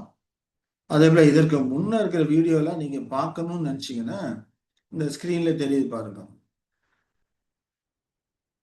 பன்னீர்செல்வம் 3555.com யூடியூப்ல போய் அடிச்சீங்கன்னா பழைய வீடியோக்கள் எல்லாமே வரும். வேணுங்கிறவங்க பார்த்து அறிந்து கொள்ளலாம். அதில் வேற டப்ஸ் இருக்கு அப்படின்னு சொன்னா இந்த வாட்ஸ்அப் நம்பருக்கு நீங்க கான்டாக்ட் பண்ணா கூட உங்களுக்கு அதை குறித்த காரியங்கள் விளக்கங்கள் அனுப்பப்படும். அல்லது அதை குறித்த வேட பாடங்கள் PDF ஃபார்மேட்ல அனுப்பிச்சிடுவோம். நீங்க அதை படிச்சு தெரிஞ்சுக்கொள்ளலாம். நீங்க தொடர்பு கொள்ள வேண்டிய வாட்ஸ்அப் நம்பர் 9626654934 அப்படிங்கிறத நீங்க தொடர்பு கொண்டீங்கன்னா இந்த காரியங்களை நீங்க புரிந்து கொள்ளலாம். சார் இத உங்களுக்கு இதுல போட்டு காமிக்காம விட்டுட்டேன் இல்லையா? ஸ்கிரீன்ஷாட்ல போட்டு காமிக்காம விட்டுட்டேன். இப்ப உங்களுக்கு தெரியும்னு நினைக்கிறேன் இல்லையா? பன்னீர்செல்வம் 3555.com எந்த ஒரு ஸ்பெல்லிங் மிஸ்டேக்கும் இல்லாதபடிக்கு, ஸ்பேஸ் விடாதபடிக்கு யூடியூப்ல அடிச்சீங்கன்னா போட்டிருக்க வீடியோ எல்லாமே வரும். நீங்க பார்த்து தெரிந்து கொள்ளலாம். கான்டாக்ட் பண்ணணும்னா 9626654934 இந்த எண்ணுக்கு கான்டாக்ட் பண்ணீங்கன்னா நீங்க உங்களுக்கு தேவையான உதவிகள், சத்தியத்தை அறிவதற்கு தேவையான உதவிகள் உங்களுக்கு செய்யப்படும். சரி, இதை குறித்த காரியங்களை இனி வரக்கூடிய நாட்களிலே தொடர்ந்து பாடிக்கலாம். அன்பின் தேவன் தாமே நம்மை ஆசீர்வதித்து வழிநடத்துவாராக. ஆமேன்.